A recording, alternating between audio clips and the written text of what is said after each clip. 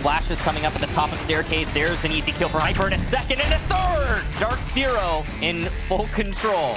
A triple for Grixer, and there's the quad. United. Great teamwork. Sonics take the lead again. Disrupt the best of the best. His teammate's gone, and what's this? He's got a Nitro Shell as well. TSM! Tempo Storm absolutely storms through this matchup. Oxygen takes the series. Space Station Gaming are your world champions!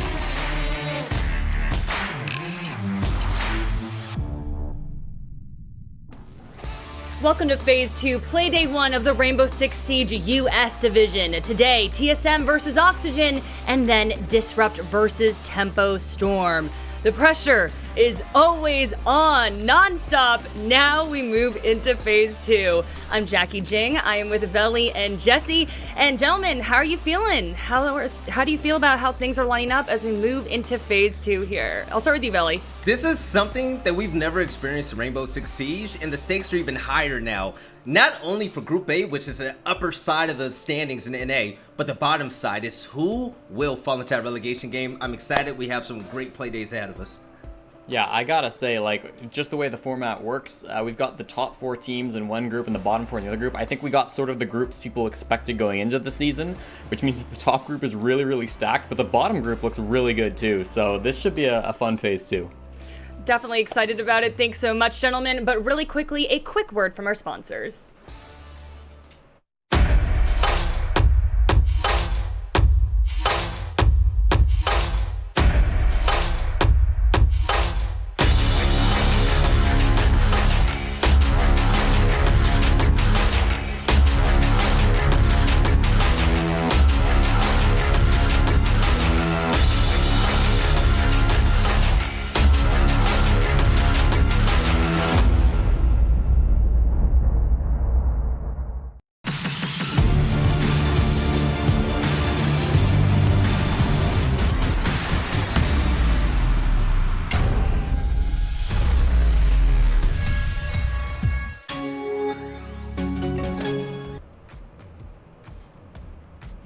And today is Phase 2. We've been talking about it at the beginning of the show.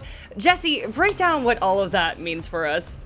All right, so Phase 2, obviously, I mean, this is where we sort of have already separated the top 4 from the bottom 4. In the first phase, we had 2 relatively equal groups, where we saw then the first 2 teams in each group moved on to Group A in Phase 2, and then the third and fourth team from each group moved on to Group B in Phase 2. So Group A is really going to be somewhat of a winner's group. You can see on your screen now sort of how this breaks down.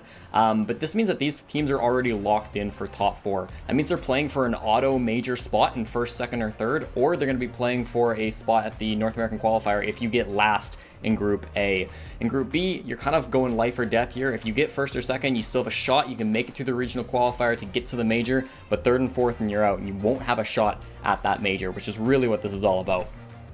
Yeah, and Veli, how do you think our teams are feeling? Do you think that they're feeling the pressure? I mean, we were chatting earlier, and you were like, every game counts, you know? Yes, I mean, we saw it, right? When Oxygen beat the world champion Space Station Gaming, they weren't happy because they know that, like my man Kobe said, the job's not done yet. They have so many more important games ahead of them, and this is when things really, really kick up. All right, and really quickly, we want to check in with our casters, Kixen and Taro. And gentlemen, how are you feeling as we move into Phase 2, specifically with Group A? I feel pretty good. I think this is going to be an exciting matchup, one where TSM's had a couple question marks over the last 3 play days that they engaged in. A lot of people had them and SSG topping this entire division, and that obviously hasn't been the case. OXG has been a very surprising story, and I think this is going to be their toughest match yet, because TSM is going to be significantly hungrier than I think SSG was last week. Yeah, it might be a very different story, and I, for one, like you, Parker, am really excited to see what this match is going to tell us. I'm wondering if Oxygen are going to be able to keep that magic alive that they generated in that win over SSG in the first phase. And on the other hand, TSM, like you said, a lot of question marks. That 2-0 from DZ was pretty harsh on them, and I guess we're all really anticipating seeing the conclusion of this match. All right, thank you so much, gentlemen. And Kick's extra excited doing the 2 thumbs up there. But let's get you guys caught up with where we're at right now. So phase 2, Group A, TSM versus Oxygen. Group B, Disrupt versus Tempo Storm. And let's roll right into this and start talking about this first matchup. So OXG, they beat SSG. They were the world champs. This is not to be taken lightly, Veli. They're at the top of Group A for a reason. Oh yeah, definitely. And there's one reason why. Oxygen, they are phenomenal on defense. But looking at the Group A, they are going to face off against TSM, which is just going to be outright crazy. But back to my point. On defense, Oxygen has been pretty phenomenal, and it hasn't been brought up yet.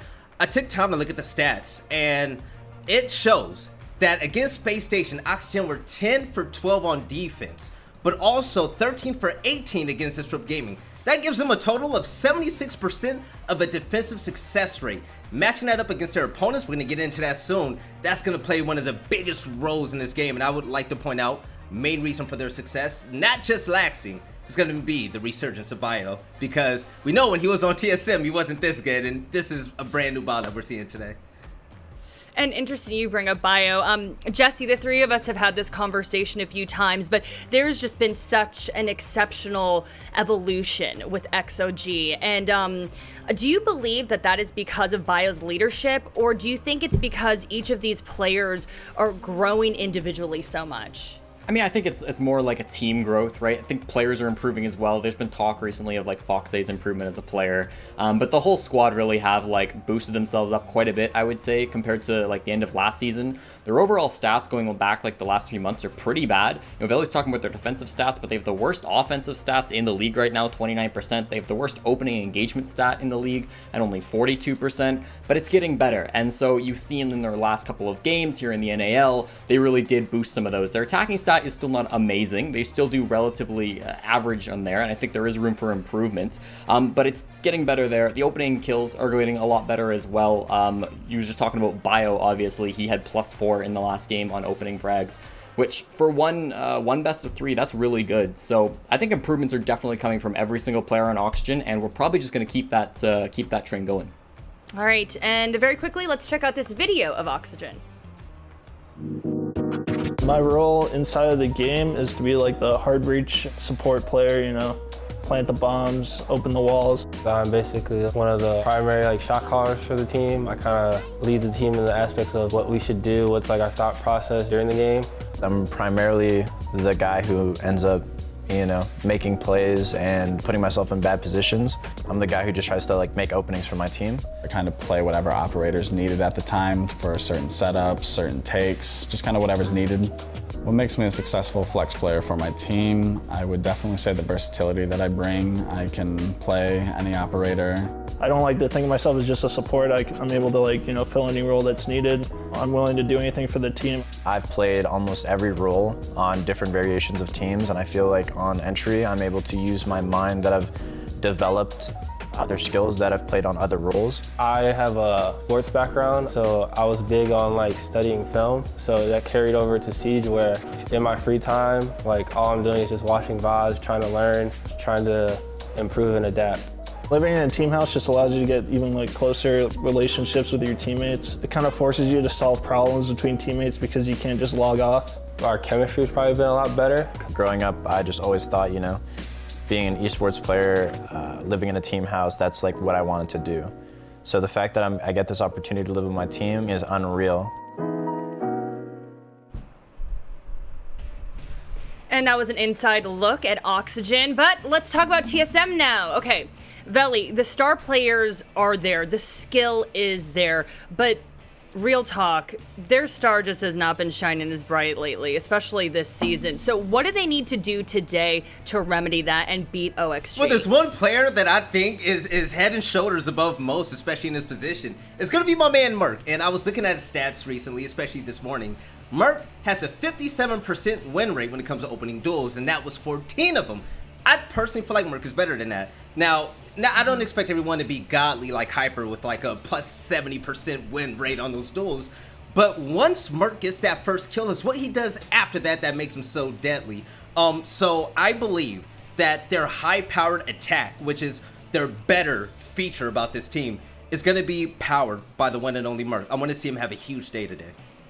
Yeah, and I want to say, like, I think a lot of the strengths that we've seen from TSM that maybe we didn't see in previous seasons, but I would argue we saw as well, is their, like, coordination working together, whether it's the duo of, like, Bolo and Merc going for that roam clear, really putting pressure on their opponents, or it's just Achieve and Shala holding down the fort. I really have been impressed when they're in those, like, 2v2s or when there's a duo going against 3 or 4 players on a flank. Really, TSM have done a great job of coordinating with each other and making sure that they're focusing the right things. So even though, you know, we've had a couple stat lines that haven't really been up to par with where we maybe expect TSM to be, I think that there's some other skills that are really starting to shine through this season. I agree.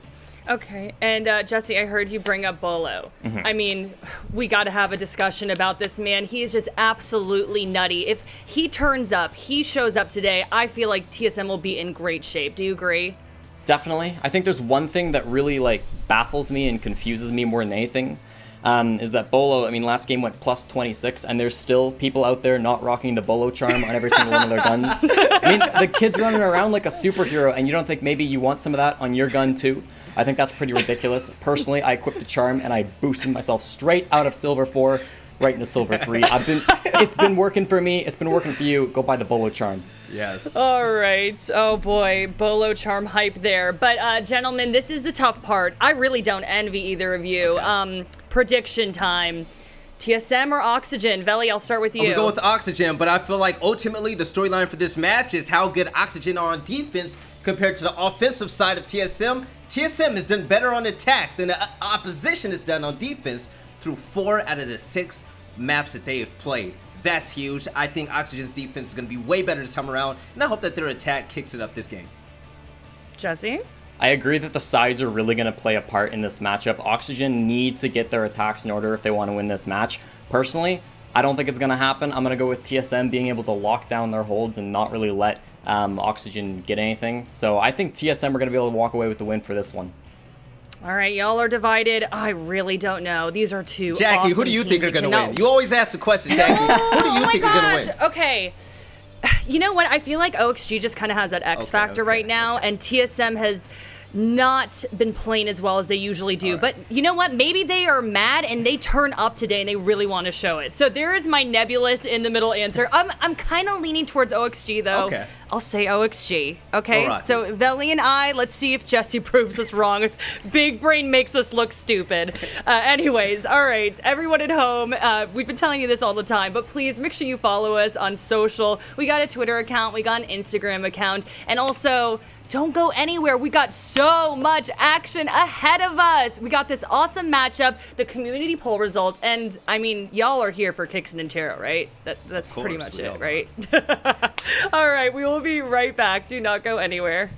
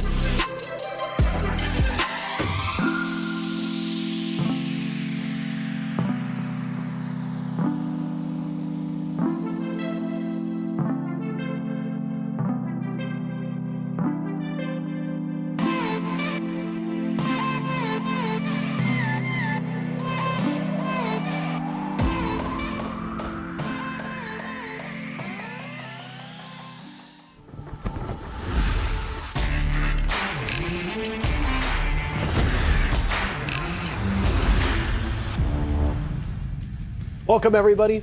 It's going to be an exciting match here between OXG and TSM. I'm Intero, this is Kickstar, and I think this is the first time that we get to cast TSM together, Michael. Yeah, I was about to say the same. And we've been casting now the first match of the day, and TSM has been playing the second match of the day for a long time now. So yeah, we have to wait, I guess, until the second phase. But finally, it's time, and I, for one, am very excited to get to see, at long last, Bolo play.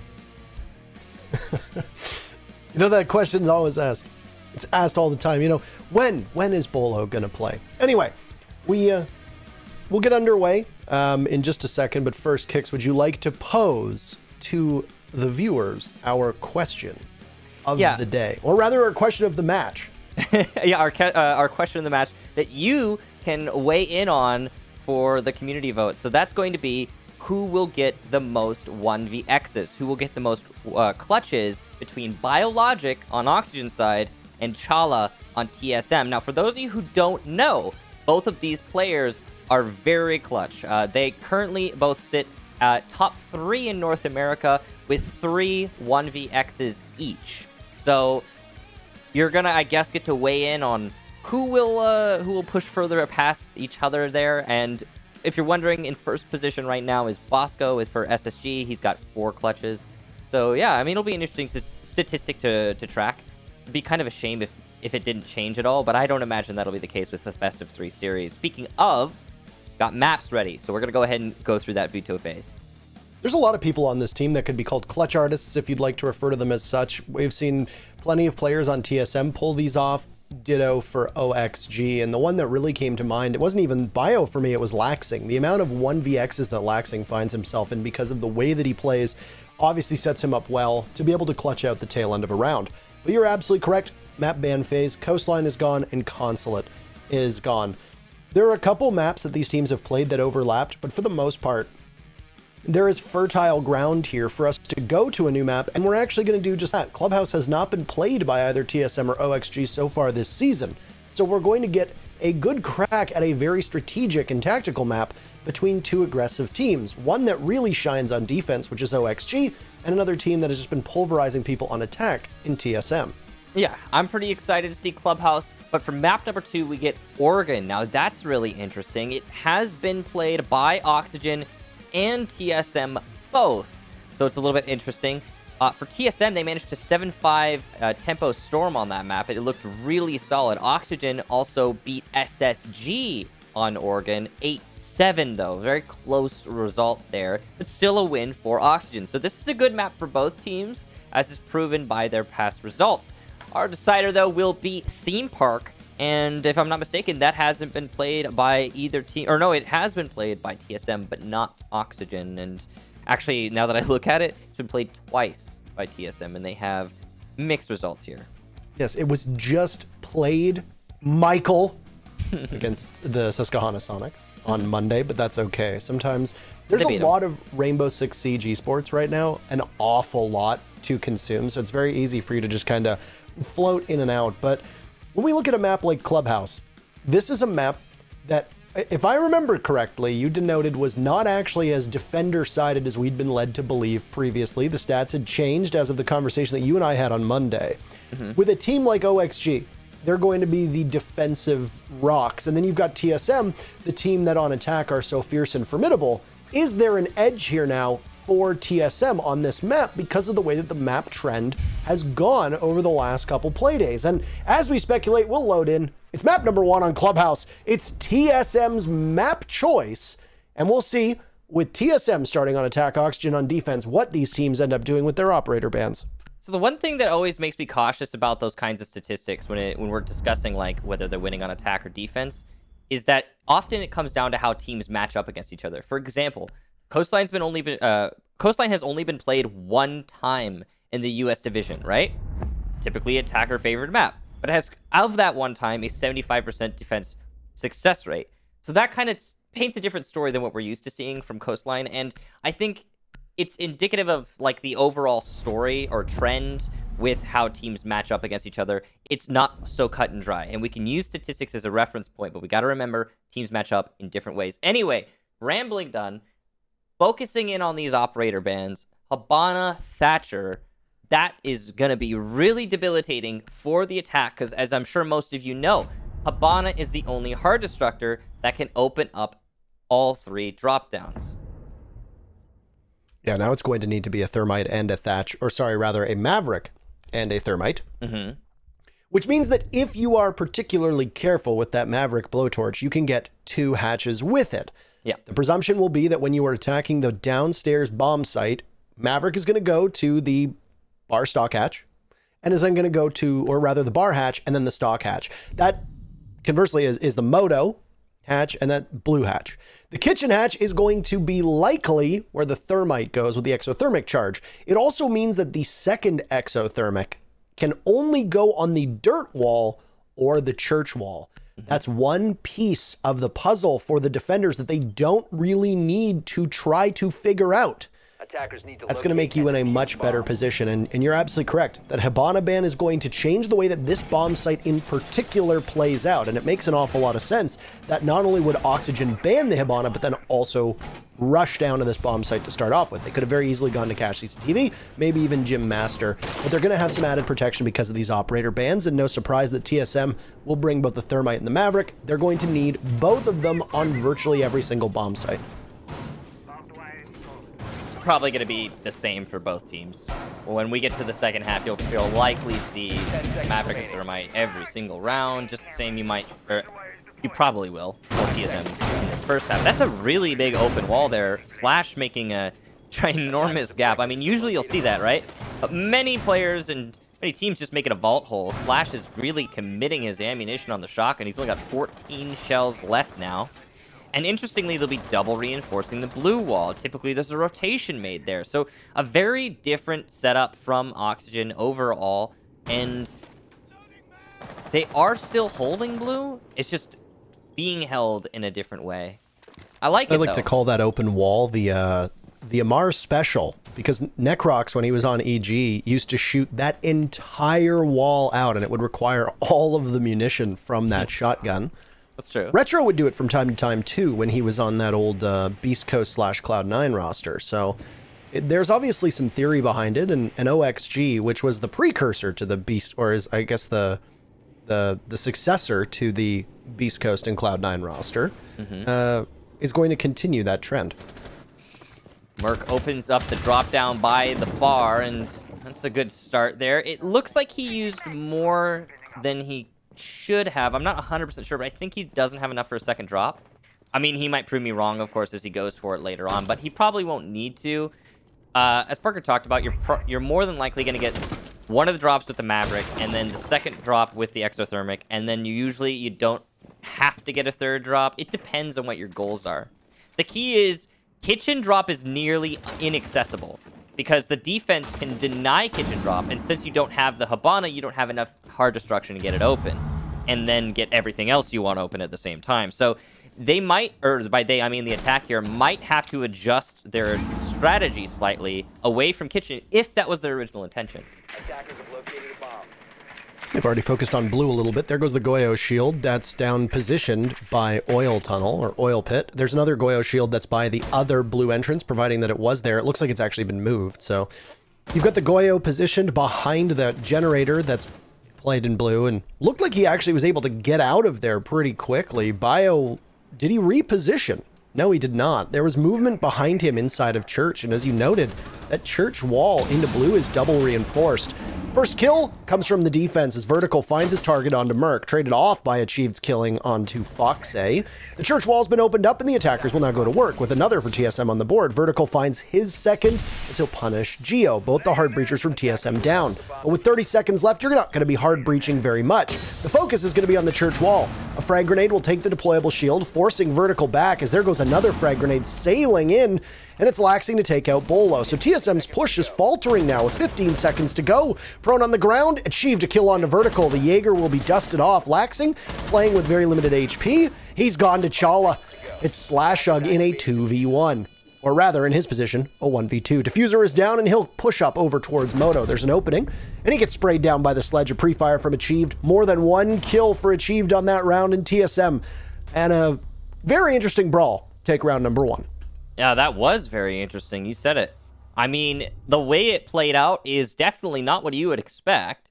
Two things I want to highlight, two players I want to highlight there. Chala and Achieved. Oh, boy. Okay, so Achieved, it might have looked a little bit harmless. Yeah, I know he got the diffuser down, I'm sure some of you are saying, but so what? The real big so what for Achieved in that round is that he persisted on the church wall by himself. He didn't push in, he didn't get flustered, he never rushed and died to the Jaeger playing inside of church, never took that gamble, never gave up the extra angle for his team because he knew he's playing church wall solo, and if he dies there, the line is lost and the blue push is made that much more difficult for his teammates. So props to Achieve for persisting on his position, getting the plant down, and then holding it well in the post plant. The other player, as I'm sure you probably guessed, is Chala. His ability to maneuver by blue and pick the players inside of Arsenal, wow, I mean, that's something. The rest of his team fell by the wayside, were unable to get the job done, but Chala persevered. He landed his shots, and he positioned himself perfectly to deal with his opponents. Props to Chala for that, and they together managed to clutch out the round in the end. The reason I'm highlighting them is mainly because I don't think TSM should have been able to take that. I mean, they're going for a split push from Moto and Blue, and they're getting torn apart in the process. But those two players, again, as I said, managed to persevere, and I'm just impressed by it.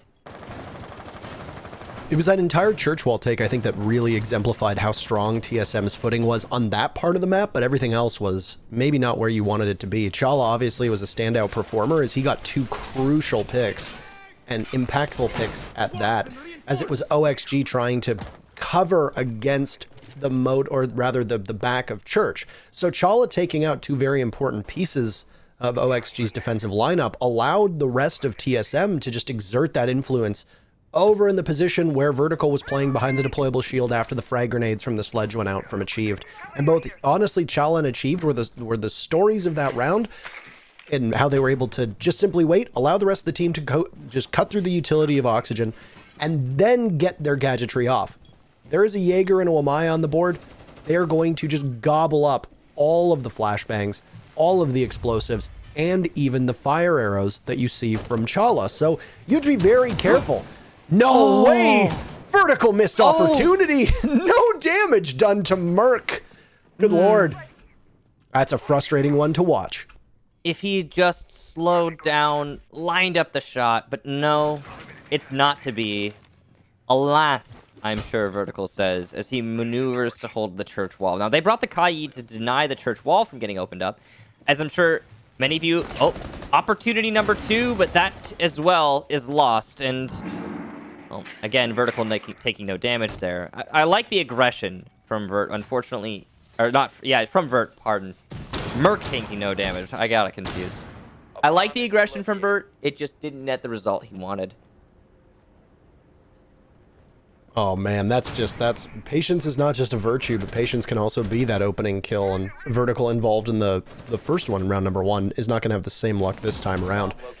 TSM obviously still heavy on the drone work, and there's not going to be much to impede them from Oxygen's side, as this is a utility soak lineup rather than an intel denying lineup that you would see with Mute, Mozzie, etc. played. Oxygen also banned out the Vigil, so they knew they weren't going to be running that. That's done to hinder TSM when things change around.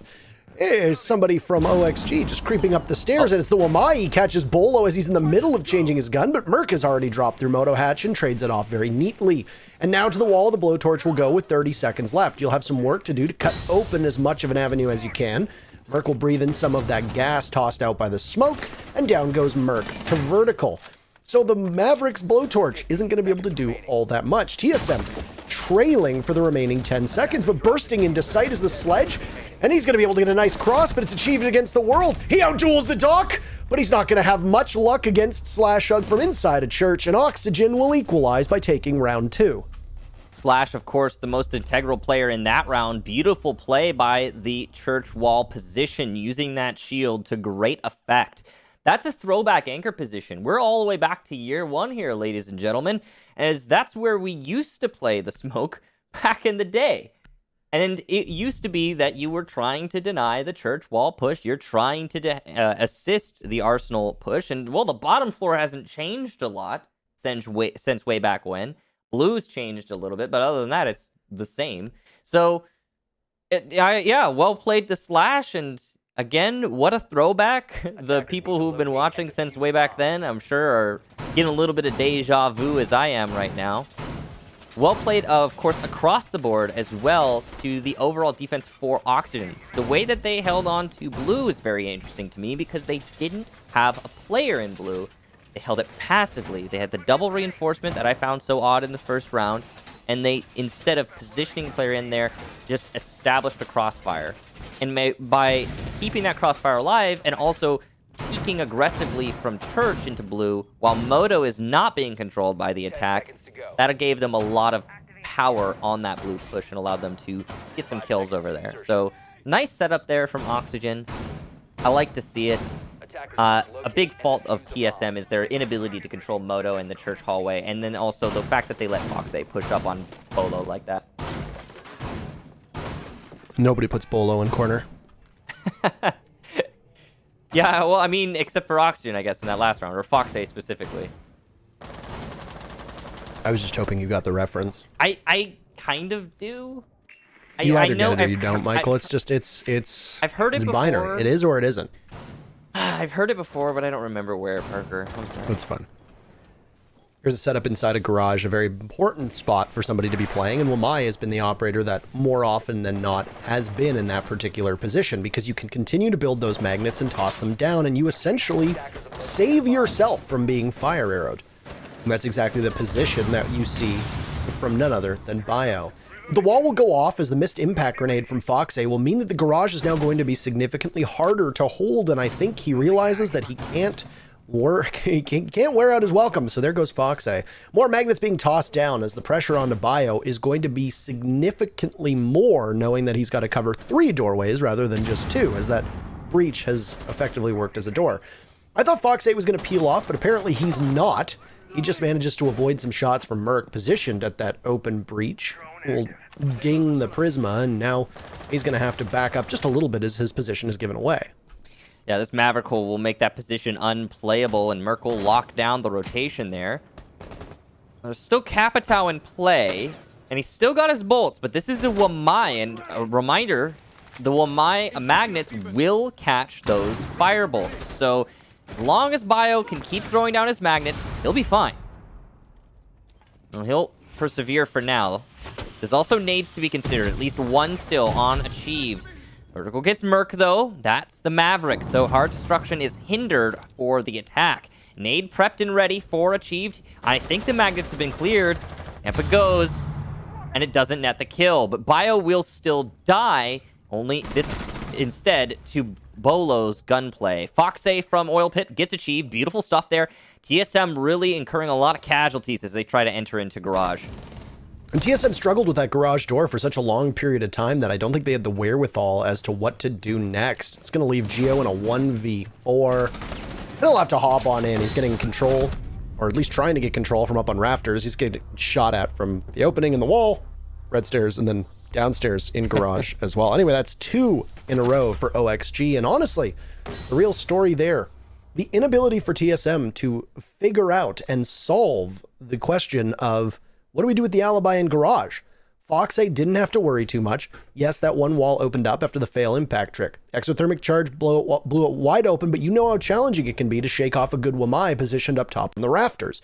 As Foxay was able to maneuver around and take some engagements, the first to Merc before falling off, Foxay then retreats to Oil Pit. And TSM were so focused on taking out the Wamai of Bio above that they didn't expect that there would be somebody from Oxygen playing down below. That also goes to the fact that when there's 45 seconds left and you need to make something happen, you might not have the drones to do it, or if you do, you might not think you have the time to pull it off as well. It was a bit of an unorthodox play from Foxay, but we're getting to the point, Michael, where we are starting to see teams do exactly what Foxay did, which is play that tight angle down in the pillar of Oil Pit, staring at the stairs, and getting lots of kills this season in particular.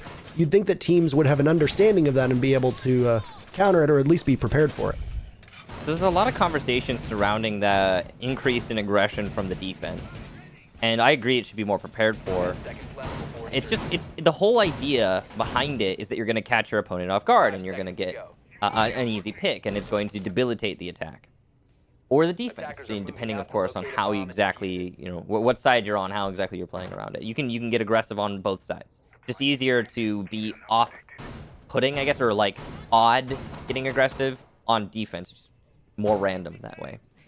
Well, anyway, the key to the conversation, in my opinion, is rooted in something that's always been true, fundamentally true in Rainbow Six, and that is, if you eliminate an operator, his utility, or his or her utility, goes with his elimination, or their elimination, I should say. So, you get rid of a thermite, they can't open the wall. But this is made even more relevant as the utility continues to evolve in Rainbow Six, and the more operators that get added in, the more utility layers there are, every kill almost can be meaningful, aside, not just the thermite as it once was at the very beginning. Just for the sake of lightening the load of utility you have to deal with as the opponents. So, I mean, like, sometimes you get aggressive, you get a free pick, and then, suddenly you don't have to deal with cap tile bolts. Now it's a Thatcher EMP, or a thermite exothermic, what have you. Maybe they can't get your Evil Eyes because you got the Zofia. You kind of get the picture I'm trying to paint here. Yeah. There is an immense amount of utility on the defense and so many things that you need to do as an attacker before you can really pull it off. And, I remember the days of when we talk about smokes and flashbangs and etc. on attack, and we wanted this expanded UI because we wanted to be able to see when somebody throws in a frag grenade, just as we did right there from Merc. And you can see the counter goes up, bio gets dropped, and somebody will have to head towards the bathroom. This is a beautiful shot from Merc, but he can't land all the shots that he needs, doing some damage to Slash. The point that I'm trying to get at is Biologic needs Slash to go get him up, and Fox A will try to cover, but down. Oh, right! Chala tossed in a firebolt, and he'll get Slash and Biologic. You know what? I'm just going to table this topic of conversation for later on down the line, Michael. Yeah. Because the point that I was trying to make was that most of the utility is now being used just to clear out what the defenders have, leaving very minimal for when you go for the execute. And in this particular case, we're seeing that maybe on this round in particular, it's not as pronounced. But Fox A with a revenge kill of his own, and it's still a 4v3 favoring TSM. He'll die in the sight as Bolo from the main stairs shuts him down. There's no one to deny Geo from getting that plant. Laxing trying to hold the balcony. He knows the plant's going to go down, and he's going to try and catch someone as they run out. That's a big kill there from Vertical as he eliminates Achieved. None of the attackers vaulting out on South, so Laxing will rotate. Sees one, doesn't land the shot though. Good angle play from Geo, able to win his fight. Vertical's on low HP, but he's really been popping off this match, landing his shot, so it's certainly possible, however unlikely. Oh, easy pistol play around the corner there from Merc. Nice pre-fire from Vertical, but there's one more on the balcony. That's Bolo, and TSM will lock up that round. So we can get back to the conversation at hand, Parker, if you want to. But that was a nice execute from TSM. Really well done. Honestly, things don't go that way if they're not able to clear out bathroom as successfully as they do. It's one thing if they remove bio from the bathroom, but it's entirely different that they got Chala, or rather that they were able to get Slash as well, and that really fell on the shoulders of Chala, who was able to get that fire arrow. And it took out the Maestro, which was crucial, obviously, because that visibility that comes from those Evil Eye cams, the ability to harass your opponents, and then, of course, just what the Alda additionally brings to the table is so enormous. It also meant that nobody could play inside of Master holding that angle to balcony, and when the recall from OXG came from construction, it meant that you had somebody playing off-site, no longer able to hold that angle or waste that time. And OXG kind of reshuffled their defense and restructured it to a certain extent, and did so okay enough. And then you just find yourself in a position where, well, you saw it firsthand. TSM sticks somebody at the breach, somebody in logistics. You both just hold the same angle to the top of the main stairs. There's no way somebody's killing both of you unless they flick onto one and immediately 180 and flick onto the other. That alone, you've also got somebody that could post up inside of Master, which is what happened. Vertical won that gunfight, but that's not just a crossfire. That's like a tri-fire that just destroys you, and there's no way for you to fight your way out of that. A lot of it, though, once again came down to that play on the breach hole and a really well-placed grenade after all that utility got cleared out. The magnets were not effective. The ADSs were rendered entirely useless after, obviously, the dump that came in terms of utility from TSM. And if you look at their lineup, with the exception of Bolo, they're bringing the exact same thing to waste those magnets and ADSs. 2 fire arrows, 4 pieces from Bolo, and then you've got 6 flashbangs, and you've got 4 frag grenades. There's so much here from TSM that will just be able to overwhelm Oxygen. You know, the thing that's funny to me... Oh, hang on. We might have some early action. What a shot from Vertical. Merc gets absolutely destroyed. And even he's paying respect to that. Vertical will run back to the site. Can we just talk for a second? We're 5 rounds in, and Vertical has 9 kills. That's absurd. The man's a wizard, Michael. He is working some magic, that's for sure. Now TSM will get control. But they've just lost their Maverick. And of all operators, we were just talking about this. I was just about to restart this conversation, actually. If you get one of those, if you get a player, 90% of the time it's going to debilitate the attack in one way or another. You're going to lose your thermites. In this case, you're not going to be able to open up all of the drops you want to open up. And now you can't open the church wall. So what are they going to do? Geo just opened up dirt. Are they going to open dirt and church wall? That would mean no drop downs open. That would be such a very hard to attack this site like that, just to be clear. So that one pick right there could have just buried their chances on the round. And that's why people are getting aggressive like this. And I find it I find it a little bit funny, Parker, that all of this utility that's been added to the game over the years, I believe has been intended to add structure and strategy, right? And yet, in many ways, it's worked in the opposite direction, where it encourages people to get aggressive, like what we just saw from Vert, what we saw from Fox A the last time we were on the bottom floor, and get that pick, because it might just win you the round, and you can get passive again. And again, I know that's always been the case. You throw far enough back, that was always true with Thermite. Everyone always talked about, oh, they pick off their Thermite. But it's not like that anymore. The game's is evolved. It's like that saying, you're ever so lazy you become efficient? Exactly. And it's just like, there's so much you need to check off now as kills are starting to come out with 40 seconds left. There's so much to check off that sometimes people are just saying, screw the list. We're just going to go right for it. We don't even need to worry about it. And some teams are just going to explode into sight as best as they can. And I think this is the idea for TSM, as they realize that the structure of this round is essentially gone. Yeah. There are now angles that can be held so much better for the defenders. Those 2 Electric Claws, if you put an Electric Claw on both Blue and Moto, there's no way that the attackers can get through it. So what do? They go for broke inside a church and try to hold out on the defenders from being able to retake. But Chala has a bit of a blind spot, exploited by Laxing, and Bio's there as well, leaving Bolo with 1 HP at the bottom of main stairs. He needs to grab that diffuser. He's above. There's not much he's going to be able to do. He knows that. Go for frags as best as you can. He'll try to withstand. Doesn't really matter. The fact that he's down will give Oxygen an essential 3v0, and then they win it on the clock as they take their 3rd round through 5 so far on defense. Still, it was a decent attempt from TSM, given how much of a fatal blow losing Merc, their Maverick, early on could have been. Yeah, that was a nice try, I guess, for TSM. But you said it yourself just now, Parker. Vertical getting that early pick on the Maverick essentially won the round for Oxygen. That was done deal there. The recovery potential was slight, and that is factoring in not only your overall percentage for winning a round after getting the initial pick, which I believe, I was just talking with Jesse about this, I believe is around 65% as it stands, but also obviously the potency of the particular operator eliminated Merc on that Maverick. So rough one there for TSM, that's for sure. And it's funny because it would have been a rough one no matter which operator got picked off. I mean, all of those pieces of utility are so key.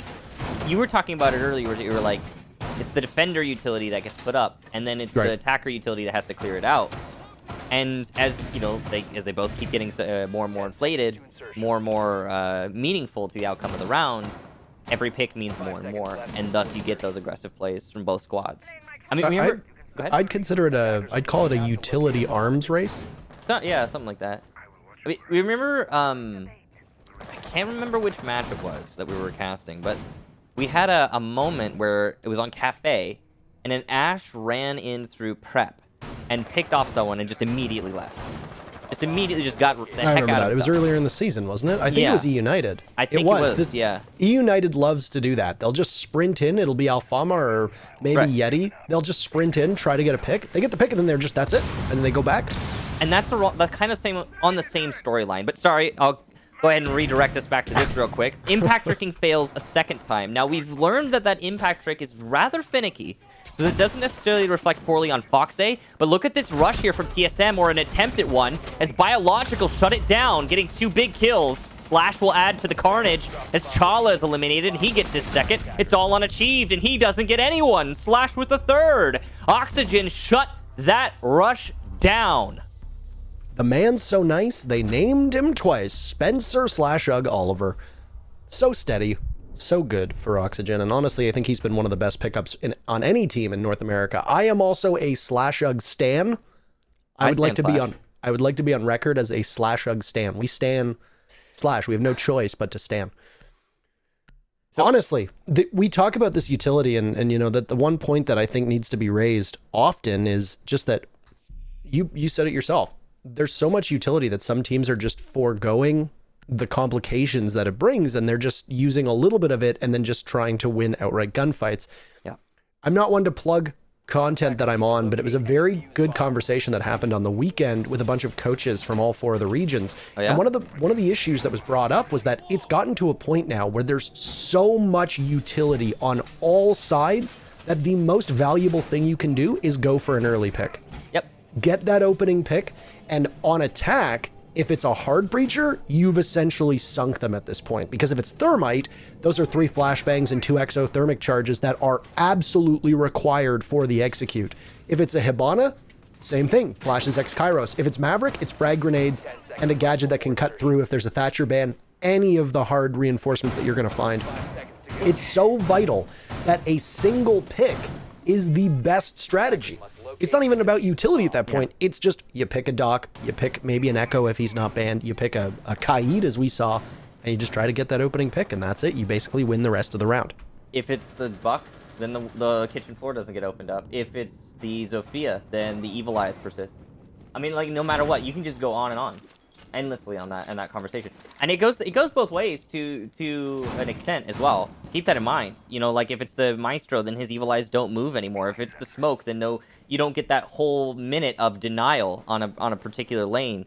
If it's the Wamai, he's not generating his discs any longer, and you can throw your grenades more reliably. So it's not exactly like a one-sided conversation exclusive to the defense getting aggressive. It's really, I think, a story of the whole game's, like, where we are in Siege. And, Right. and for the viewer now who's listening and like, okay, fine, but talk about the game. I just want to apologize. I know we're getting a little sidetracked in this conversation, but it's so incredibly relevant, not only in this match, and I think we've already seen some good representations of this conversation in this match, but also just as a whole in CG Sports. I think it's perfectly relevant to talk about the theory behind it, right? And why we do see teams tend to be a bit more aggressive in the way that they're playing on defense, because Like Oxygen. there are certain maps where you expect aggressiveness. And on this map in particular, Clubhouse, when you're defending downstairs, the most aggressive way that teams play this bomb site is Achieved will start things off with a nitro cell tossed up, the Kaid,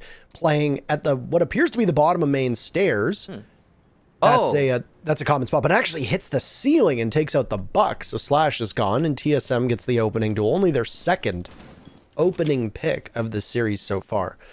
But the point that I was going to make in regards to the strategy behind it is that the Vigil ban from OXG is going to prevent one of the most aggressive styles of defense from being played by TSM.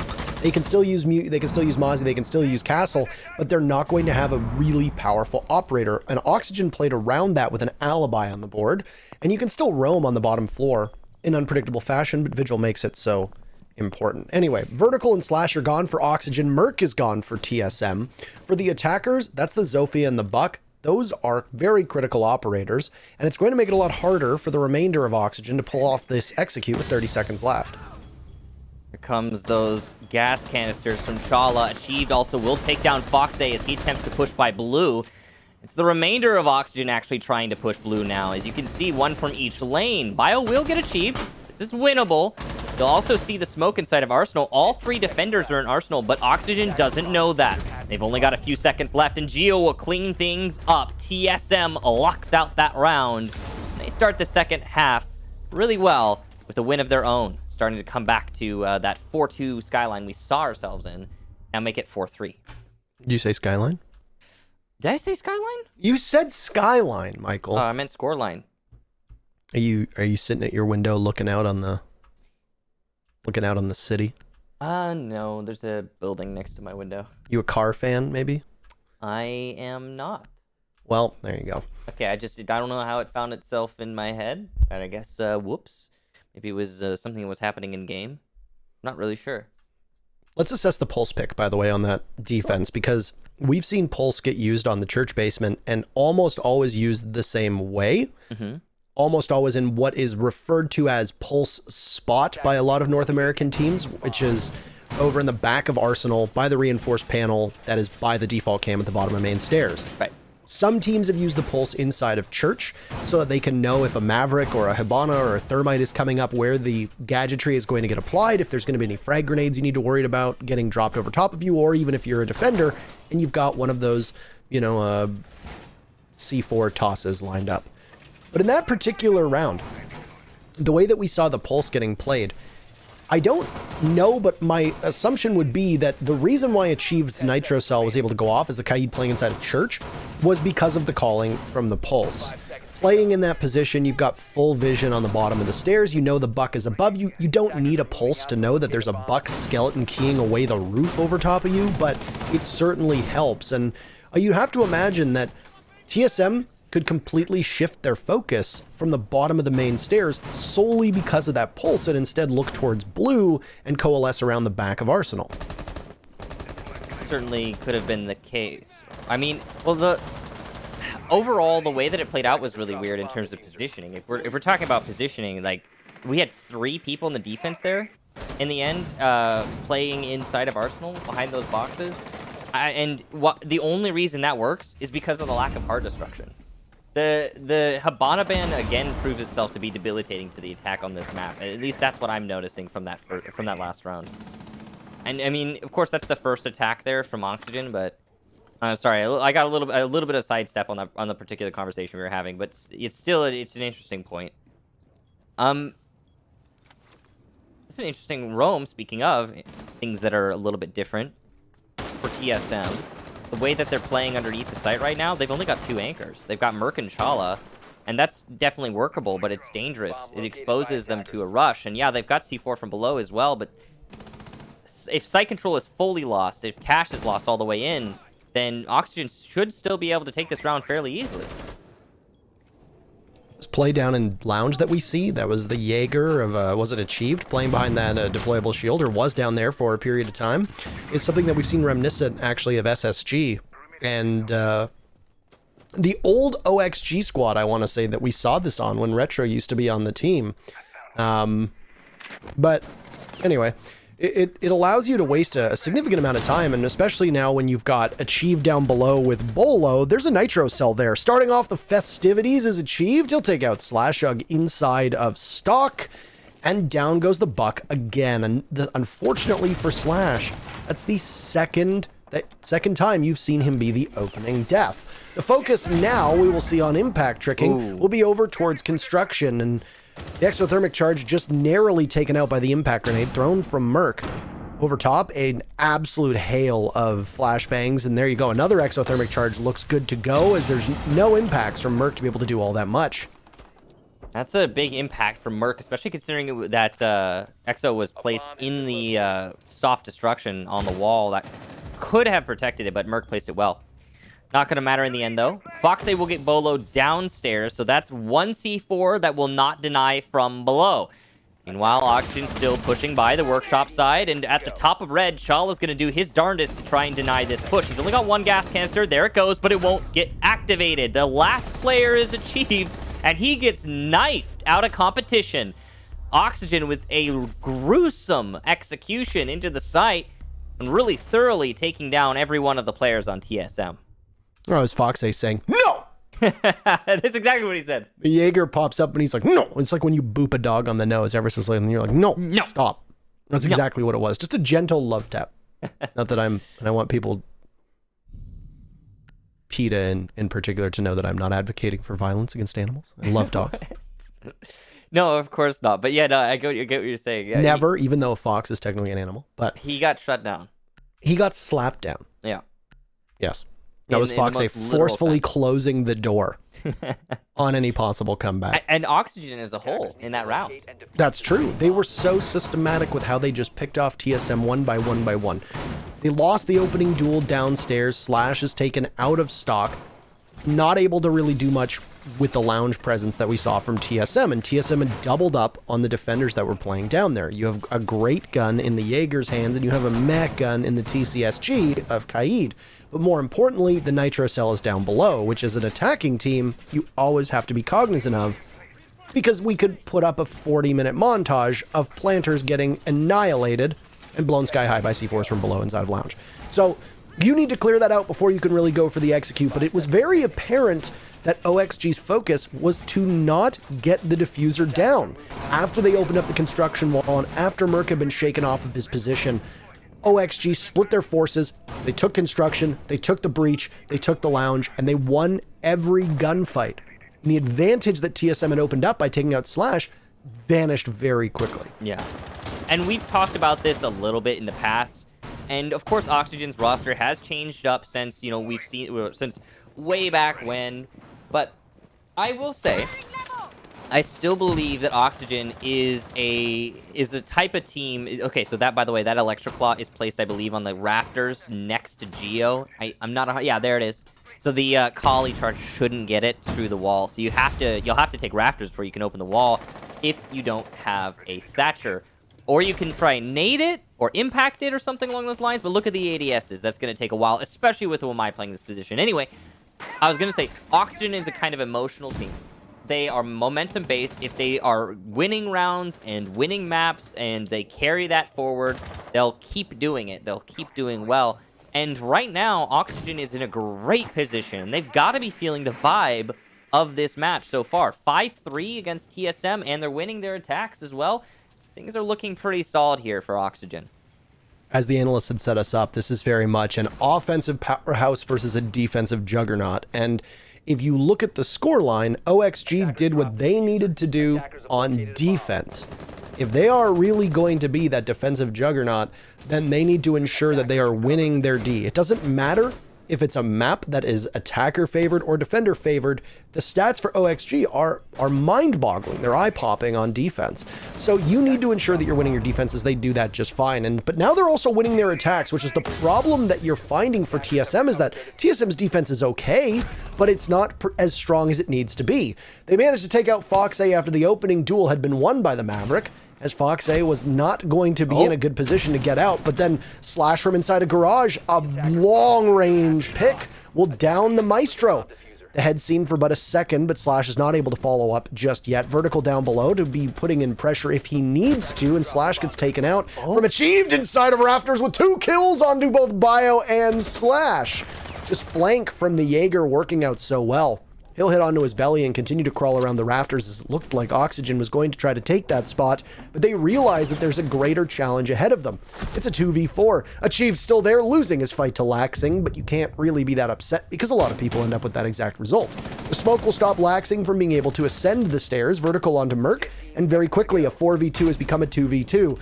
But a flash out poorly timed from vertical will allow Bolo to just soften up and then finish vertical off, putting Laxing with 10 seconds left to try to head on in, completely blind, being pinged away inside of garage. You know that he's not going to be able to get through, and as he vaults on in, it's just a technicality as TSM had won the round on time, but Chala will finally get the kill that he'd so badly needed. He'll pad his stats. TSM takes the round. Wow. Okay, so of course, Achieved, the real hero for that round. The way that was playing out, Oxygen had it. They were done. They should have walked away from that round with a win. Period. It should have just been over. But what happened? Achieved came up from behind, picked up 2 big kills, wasted a solid 30 to 40 seconds by himself in garage, and he resulted in a clutch for TSM. Achieved. But also, the Evil Eye in garage. The only reason Achieved was able to make that push was because of the precise information that must have been relayed to him through the Evil Eye that somehow persisted towards the to the very end of the round. I'm sure a lot of you were seeing the marks and going, wait a minute, what?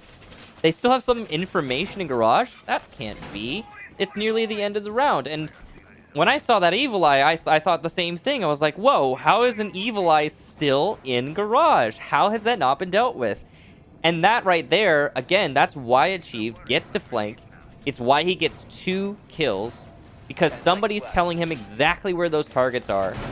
and it's why TSM take that round. They're just able to maneuver perfectly around every single opponent in Garage. So, you know, if we're looking at a particular reason why Oxygen were unable to collapse into the site and make that one work, it's that. That, and I will say, the gas canister placement from, I believe it was Chala, who's still playing on Smoke now. Yes. The gas canister placement from Chala was impeccable. He started with forcing Foxay into his death, and then just continued on to keep placing those gas canisters exactly where they needed to be.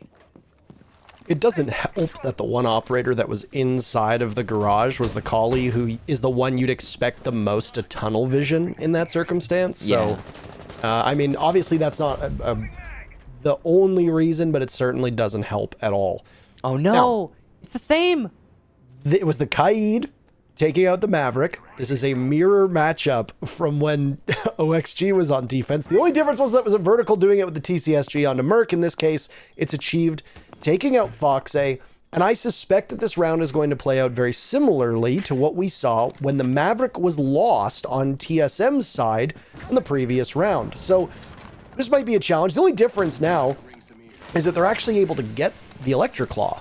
So with that, they can open up one of the drops that might have been kept when OXG was on defense. That could be enough of a difference to possibly tip the scales, but regardless, it's still a very terrible position to find yourselves in if you're Oxygen. So it looks like the two hard destruction positions are Dirt Tunnel and the drop you just saw opened up in blue. So it's going to be a blue dirt take. Now, Chala is going to be one of the big players in this round, because if he can deny the push in through dirt, which a Smoke is perfectly capable of doing, then this should be a defensive round. But if he dies, oh, big win there from Chala. Sorry. Just huge. Slash pushing in on his stun resulted in losing the fight. Great positioning from Chala. Bio does get Merc, though, in response. So at least there's an answer back, and that means the Evil Eyes won't be moving for the remainder of the round. It's a big pick, but still, you've got to imagine that TSM has the advantage through the remainder of this round, especially given the Maverick being off the board ensures that Moto will be held. But it doesn't look like Oxygen is too focused on that part of the map. There's an Evil Eye inside of blue that will be a problem for Laxing to deal with, as there's 40 seconds left, and OXG haven't liked their execute. They're actually going to decide to attack from another angle. That Evil Eye cam inside of blue, as we noted, is going to be very critical, and there's nobody on the side of Oxygen that can take care of it right now. You can't even smoke it off because it'll just see right through. So the best you can do is to try to play around it, which is exactly what Bio is doing at the bottom of blue.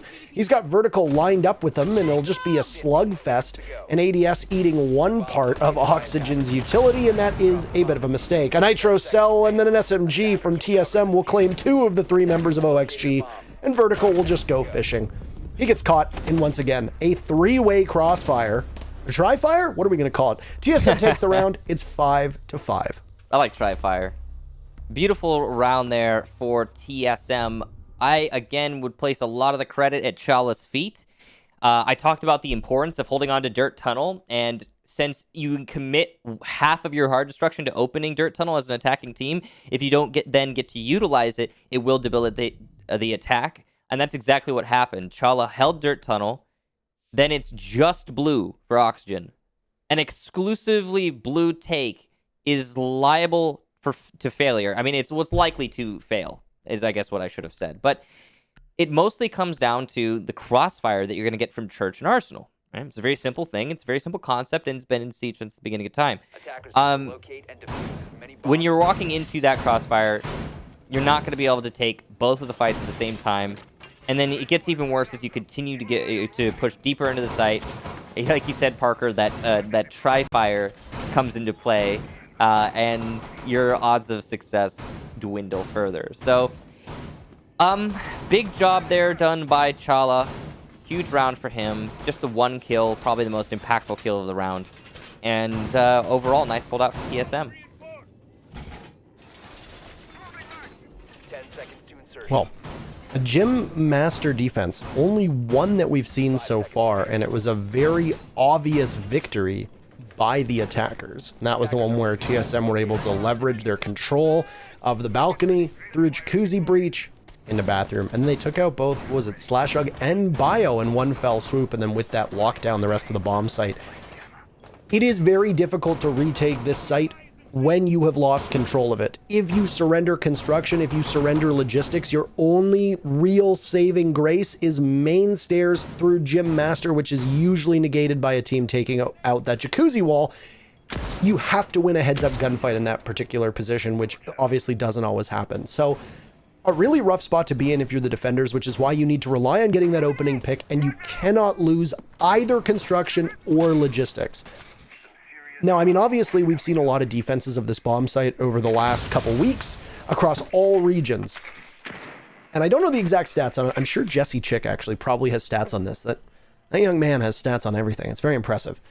But I would suggest that if a team is able to control both construction and logistics, there is almost a perfect rate of success for whichever team that may be, attackers or defenders. So that is something to really keep an eye on, because to me, that is going to be one of the biggest win conditions for either the attackers or defense, logistics and construction. Yeah, there's always been a nice firebolt there from Laxing. He'll finish off Bolo, who was lit up earlier by the Zofia of Vertical. Great coordination for Oxygen to get that pick, and now they can continue to push into Cash.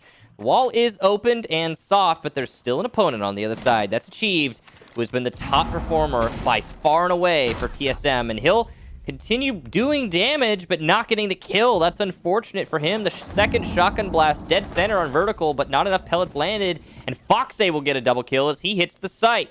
Geo now the last defender with a whole minute left for the attack. That was an odd result there for both of these squads, and it looks like it'll be a flawless round as Slash hears Geo, peeks him, and lands the shot. What a strangely quick round from Oxygen. Oh my gosh, is that FaZe Slash? That was a trick shot. It's only a matter of time until somebody puts in some music to go with it and puts it in a montage somewhere. So I guess my win condition just kind of flew out the window. It was a weird round, though. Because I was like, yeah, they need to take logistics and construction. Of course, construction and logistics never seem to get surrendered by the defenders. All of the killing happened everywhere else. So, but your logic stands still. Like those positions are still going to be like a huge win condition for taking the site, no matter what.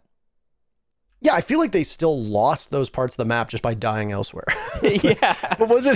But you know that wasn't exactly what I meant. So, yeah. I meant that they would give up those parts of the map in hard-fought losses or victories, right? Like, but instead you picked off one in Cash, one in CCTV, two that were playing inside of the bomb site, and then the last one in Geo was playing over by the top of main stairs, and he had to push out, and he was playing by the logistics master doorway. So yeah, a bit of a strange round, and honestly, I really would have loved to have seen what Foxay did. All of the action happened so quickly that we got the great perspective of the chaos inside of Cash, but we didn't get to see what happened over on Jacuzzi Wall and over towards Gym. So anyway. Yeah, I mean, it was still I mean, most of it was just, I guess, Oxygen just winning fights on rotations, I must assume. I would hazard a guess that what happened was, and this is where the replay function, when it eventually comes in somewhere down the line, will be extremely handy. I would imagine that what happened was when both members of TSM that were playing inside of where the A bomb and B bomb site are right now, the Cache CCTV part of this map, when they died, Oxygen just kind of waited, and the two players from TSM that immediately died after the fact were likely moving to cover a new position, knowing that they didn't have the same control. Yeah, they died on rotates. That would be my guess. Foxay goes down again, by the way, as we now look towards the final round of regulation. Oxygen sits on match point. They're looking to try and take TSM's map away from them. They are one round away from doing so, but they are one kill down from doing that as well. As now the Maverick of Foxay will not be a factor in this round whatsoever. That's critical, because this is a CCTV cache take, and you know that the rhythm of it is to open up that cache wall or the CCTV wall with the Maverick blowtorch. They do still have one exothermic charge. They just won't be able to open up the main wall. Now, the key to that is, well, not the key to that. The thing that is going to afford the defense is more maneuverability, more advantageous positioning. But it's not the end of the world for Oxygen. That might be, though, as Slash goes down once again on this cache defense. the soft destruction is hindered for the attack. Quite a lot, actually. This is interesting. Bio is actually going to rotate over to the main wall. He might open up default wall instead of workshop, which is still going to make the attack rather linear, but it will give them at least a pinch between the default wall and garage, which is an older style of attacking. I'm not entirely sure, though, as they are still over in workshop. Yeah, looks like they'll rotate back to workshop, so Bio opens that up, but Bolo will get vertical, which means it's all on Biologic and Laxing in a 2v5. So Oxygen, watching their chance of taking this map without needing overtime, disappear in front of their very eyes, and this is a harrowing prospect for the remainder of this team, especially given that Biologic is so low on HP. The only thing that I could see happening in favor of Oxygen is if TSM decides to overpeak, and they do so in such a way that is sloppy and allows Oxygen to snowball after getting 2 picks. But right now, that's not the case. There's no hesitation at all from TSM. They're just waiting and holding the angles because there's only so many ways into the bomb site. And the moment that this barbed wire is hit, well, you know that the Capitao is going to be in good position. Bolo is watching Chalo's back. He does an excellent job. And then down goes the Thermite. A flawless round from Oxygen, answered back by a flawless round from TSM. And we'll go to overtime to settle map number 1. Beautiful job there for TSM locking that out. It all comes down to the early picks. The Maverick eliminated. That's the 3rd time Maverick has died before being able to do his job. The aggressive plays from the defense really paying off. But I believe that Maverick just died in the process of doing his job, which is really, I mean, that's on Oxygen for letting that happen. Now, in OT, TSM going to defense, and it will be a Church Arsenal defense first. You've got your hard destructors being brought. Given the way the ban phase played out, I would give a slight edge in OT to the defensive side, just because of that hard destruction or lack thereof. Attackers need to locate. I think that's fair to say. Bombs if they can. Slight edge.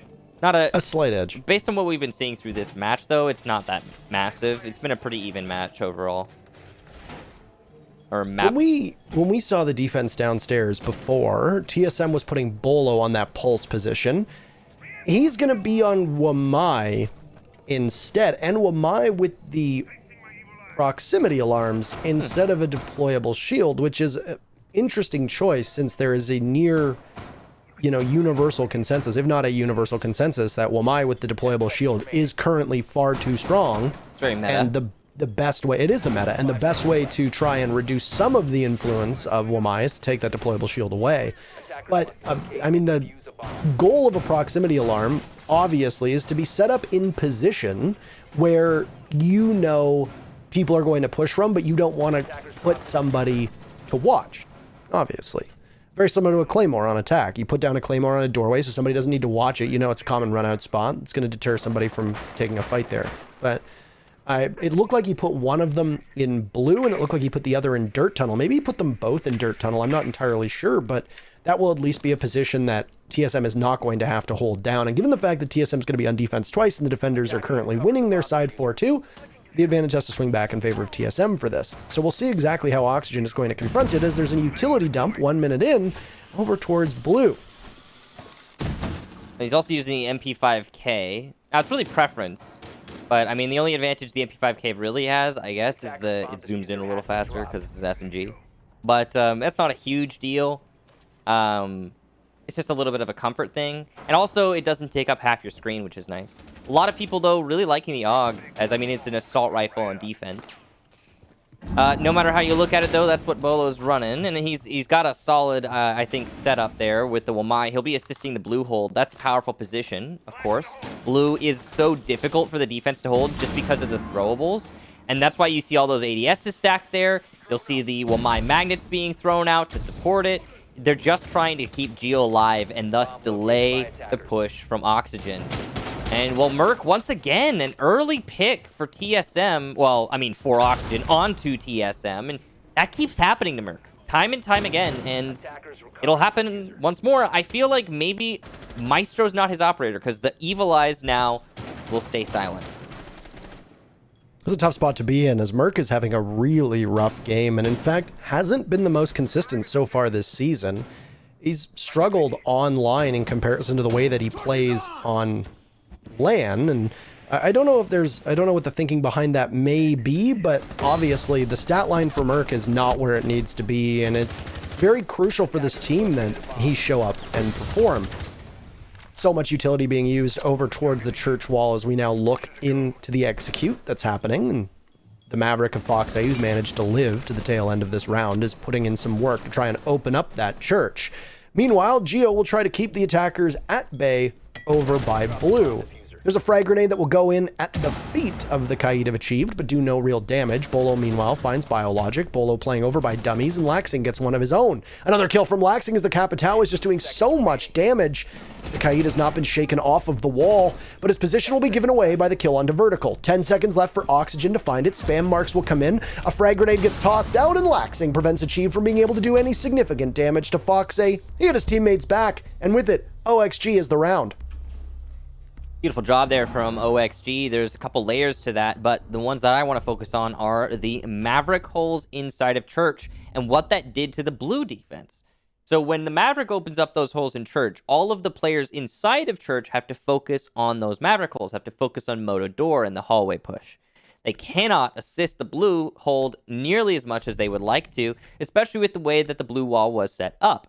Now that means added pressure to the players in blue, because they are on an island by themselves and trying to hold a crossfire that the attack has from Oil Hallway and from New Blue. So that is not an easy hold in the first place, but when you lose your teammates deep in sight who are supposed to help you, it becomes more difficult. When the blue fight was lost, the round was lost, because that means the players in Church who are focused on the Maverick holes now have to not only focus on those Maverick holes, but are forced to acknowledge the blue presence because there's an attacker there, waiting to get the crossfire. That crossfire is established by the attack, and the the defense falls apart. So well played to Oxygen. They found the pressure points, they applied the appropriate amount of pressure, and they took the round. Those Maverick holes in the wall were the start of the snowball that ensued. And it'll break what has been a largely, or a more defender-sided map, of course. Just a little bit.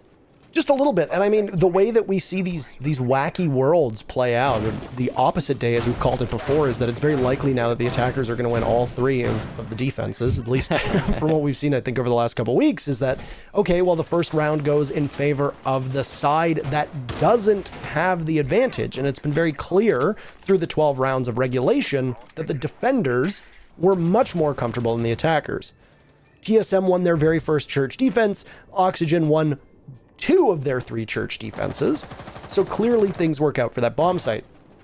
OXG are going to have to hope that this round is more like round number 2 and round number 5 than round number 1, which is when TSM took it in a very chaotic execute that led off on the Church side of the bomb site. So we'll see exactly what happens, but it's unsurprising now that there's going to be no aggression. Things have kind of settled down. If you're Oxygen, you don't need to necessarily gamble on getting that opening pick. It's too risky. So instead, you're going to play on this hatch where Vertical failed to take out Merc last time. It looks like we're going to see part 2. The question is going to be whether Vertical has that patience, as you noted, and takes out the Maverick. It doesn't seem like Merc is giving any opportunities. And yeah, he's been getting picked up a lot, but at least he'll get the drop open here. On attack, that's big. So job done. C4 goes out, and it lands. Merc is in timeout. He is not allowed to play the game. It's past his bedtime, apparently. And Vertical will make him aware of that. That is an unfortunate loss for TSM. And it's huge because that blowtorch was only able to get one of the hatches open, I believe. I don't think he'd gotten stock hatch open at this point. I am happily able to be proven wrong, but no, there you go. So if you're the Kaid and your Electroclaw is still up, Vertical can put it somewhere else to try and prevent TSM from being able to gain greater access to these hatches. You'll lose the kitchen hatch, that's okay. But with a minute to go, TSM will now need to figure out what they're going to do in terms of explosive capabilities, because Bolo has 2 left. That's it. There's no frag grenades on the board because there's a buck being played, not a sledge. This means that your lineup from TSM is going to need to play off of picks, and they'll have very minimal disruption or area denial at their disposal outside of those 2 fire arrows now of Chala, which looks like he's ready to get one underway. Vertical gets achieved inside of Moto, and it gets worse and worse for TSM.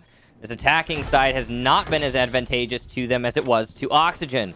Bolo trying to wide peek into sight, Solo will die, and now it's all on Geo, who will get 1 kill at least for his team, so no flawless round, but no more than that. Foxay shuts him down from blue, and map number 1 goes to Oxygen. It's 8-6, but still ends up being a tight affair, and it's TSM's map as well that is all but lost. That obviously doesn't mean anything, because time and time again we see teams losing their map picks and then setting us up for a 3rd map showdown. Oxygen has been very impressive so far this season, and as was lined up by the analysts prior to heading into this match, it has really been a defensive showcase for OXG. They took 5 rounds on defense of the 8. They weren't slouches on attack by any stretch of the imagination, but they were able to brute force their way through a lot of those rounds and really thrived on getting those opening picks onto TSM. There's one thing in particular, one player in particular I want to focus on, because we've had conversations about Vertical in the past about how he's that, big fragger for Oxygen, how he's that huge performer. This season hasn't been his best. He's been playing well. He's been breaking even, but it hasn't been the Vertical show.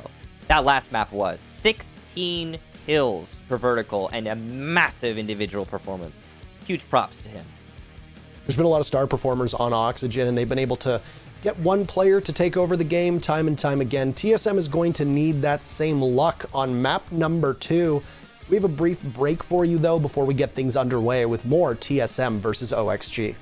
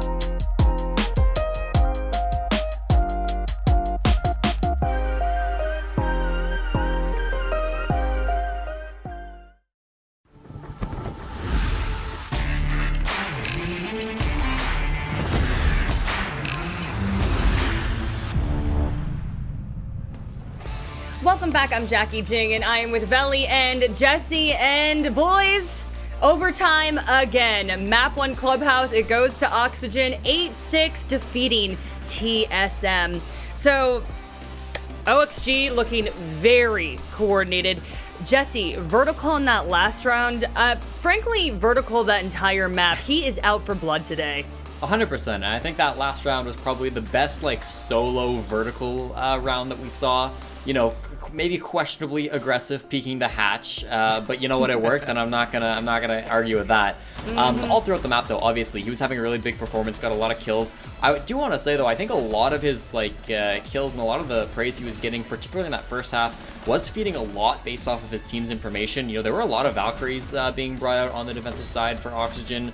Laxing was playing that a lot, and I think that did help quite a bit to Vertical finding space to get that aggression. So coordination was huge. You also could see on a couple of their defenses, like whether it's Fox and Bio holding down Garage, or whether it's them like all pushing coordinated up into Cache. Like there were some really well coordinated plays from Oxygen. This is one of the best showcases I think we've seen of a team playing so together and so much as like one unit. Yeah, I spoke a lot about it, especially at USN last year, Jackie. The importance of Laxing having a teammate like Vertical on the roam with him. And like Jesse said, Lax on Valk, and you have Vertical on, you know, whoever it might be, Kai, the Jaeger.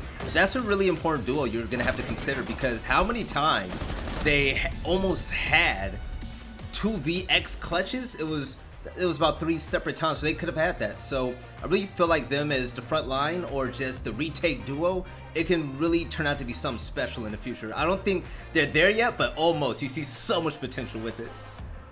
Yeah, OXG is looking structured. They are looking sharp. Veli, I wanted to talk to you about utility. So the casters were talking about TSM's utility on attack, trying to overwhelm Oxygen, but I wanted to know what stood out to you specifically. Oh, when it didn't come to early deaths, I feel like TSM, they handled utility usage well, especially when it came to burning a lot of what the defense laid ahead of them. There was one round in particular, it was a gym and bedroom hold, right?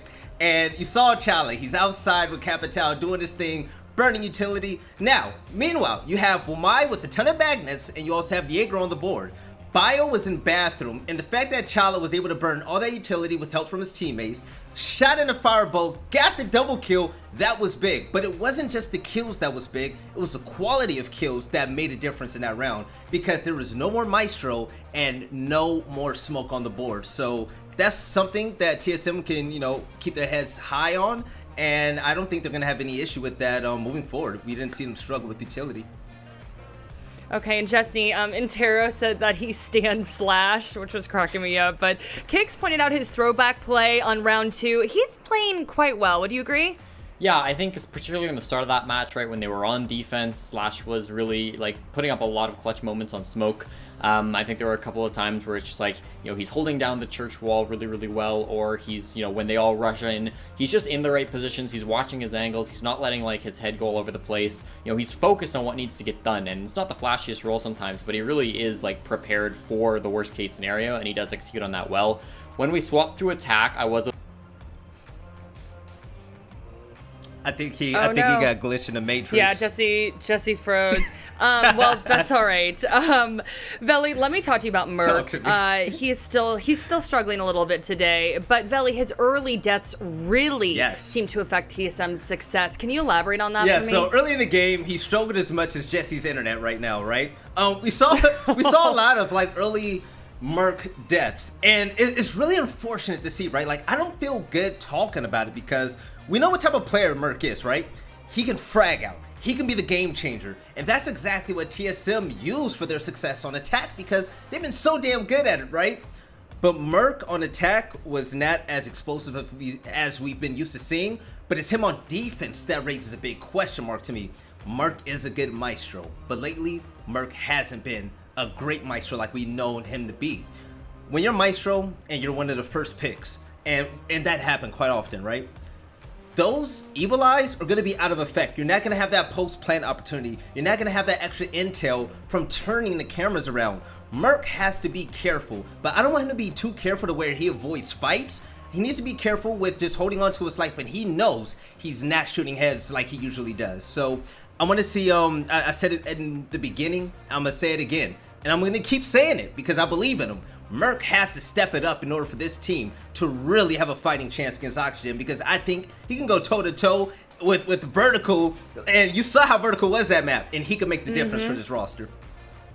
It's actually interesting that you bring that up because Vertical really popping off on this map, but he kind of had some slow points during this season, so maybe Merc's gonna light it up. And we have seen greatness from him. Exactly, it's Siege. You know, people have on and off games, so let's see. Maybe Merc can really light things up. But we do have our community poll results, so want to pivot to that. So our question was, who will get the most 1vX's, Bio or Chala? And before the match started, both were in the top 3 for clutches, but I don't think they got any. No. On the match, There weren't too many opportunities, but you know what that means, Jackie? Yes. That means the game was close. I mean, they didn't have those moments. And plus, when the caliber of these two teams play like this, you don't expect too many crazy clutches like that, right? These teams know what they're supposed to do in winning situations. They're not going to give those opportunities away. Oh, and just in case people wanted to know, it was Bio 28%, Chala 72%. That's insane. But right? yeah, that was the result. And right now we have up on the screen players to watch. And you know, earlier, Veli, we were talking about Chala and Bio. I mean, both of them are great additions to these teams. Yes, definitely. Bio to me is the biggest standout. Like I said before, and I'm gonna be honest, Bio hasn't really been good prior to coming to this roster. Like, he was disappointing to say the least. But the fact now that Bio is by far one of the better defenders out there, one of the best clutchers out there, and I don't know what Super calls it, the Sonic stats. Bio is like a top 3 defender. That's insane. Okay. That's insane, right? So I like that. Yes. The Chala thing, one thing you have to realize, I didn't talk about, you know, his role on this team or whatever. You know why? I like him. I love what Chala's doing. He's great. So seeing him up here, I mean, people better get used to it because he's been a star on the TSM roster. Yeah, Chala doing quite well, but TSM, you know, they didn't get map 1. So what are we thinking for map 2? Veli, what are you thinking? Prediction time. Prediction time is going to stay the same, and there's one reason why. Before this series started, okay, I'm looking for the stats. I have it now. Within the first minute, TSM has had 12 untraded opening deaths compared to their 7 opening kills. We saw that time and time again. Losing Maverick, losing Maestro, Naves off the board, Evil Eyes off the board. That has to stop immediately. They need to fix it. If they don't do it, I don't see them coming back against Oxygen. They're looking way too good, and it's great to see Vertical back. And you know what else is kind of interesting? While we were watching, all 3 of us were like, why does this just not seem electric or dynamic? It was close. It was in overtime, but for some reason, TSM never seemed to quite have control. I think it's mostly because of the mishaps we see on TSM's side. And we see a lot of great execution coming from Oxygen. Now, it's all subjective, right? It's all perception, but that's the way you and I looked at it along with Jesse. It also makes a difference when one of your star players that has stood out recently is going negative, 10? That plays a huge role. So, like I said, whatever flunk Merc is in now, he needs to get out of it because the guy is a king on the mouse and keyboard. So, I'm expecting him to really wake up. I want to see a map 3. Okay, well, will OXG stand strong, or is TSM gonna light them up on map 2? We shall see. Do not go anywhere. We will be right back. Super excited for this Jesse's matchup. internet. Yeah. Sorry, Jesse.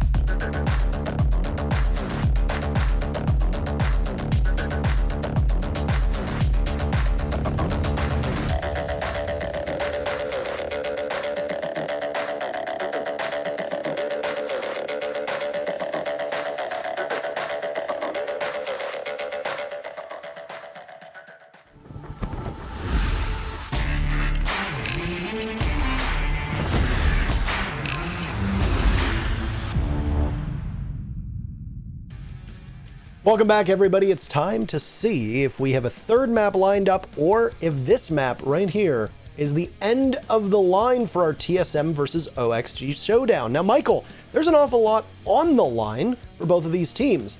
The winner of this series is guaranteed a spot in the major later this summer. That's absolutely huge. Oxygen is one map away from being the first team to claim that spot. Yeah, that would be massive for Oxygen. They're going to play on Oregon to see if they can push that. Now, again, Oregon is actually a pretty decent map for both of these squads, so there's definitely something to be said for TSM. They've got a chance here. The thing that I really want to highlight, though, about past matches for both squads is that Oregon was played against SSG by Oxygen, and they won. That's huge. Of all teams to be beating, even if it's on a new-ish map, SSG is up there. So I have high confidence in Oxygen's ability to take this map, and we might see the 2-0. And that would be really strange, I'm sure, for a lot of TSM fans. Yeah, especially, and no slight to them, but especially when you consider that OXG finished 4th in North American Pro League Season 11. They didn't really have top-tier success in NA. They were always a great team, but they've existed in the shadow of TSM, SSG, and Dark Zero.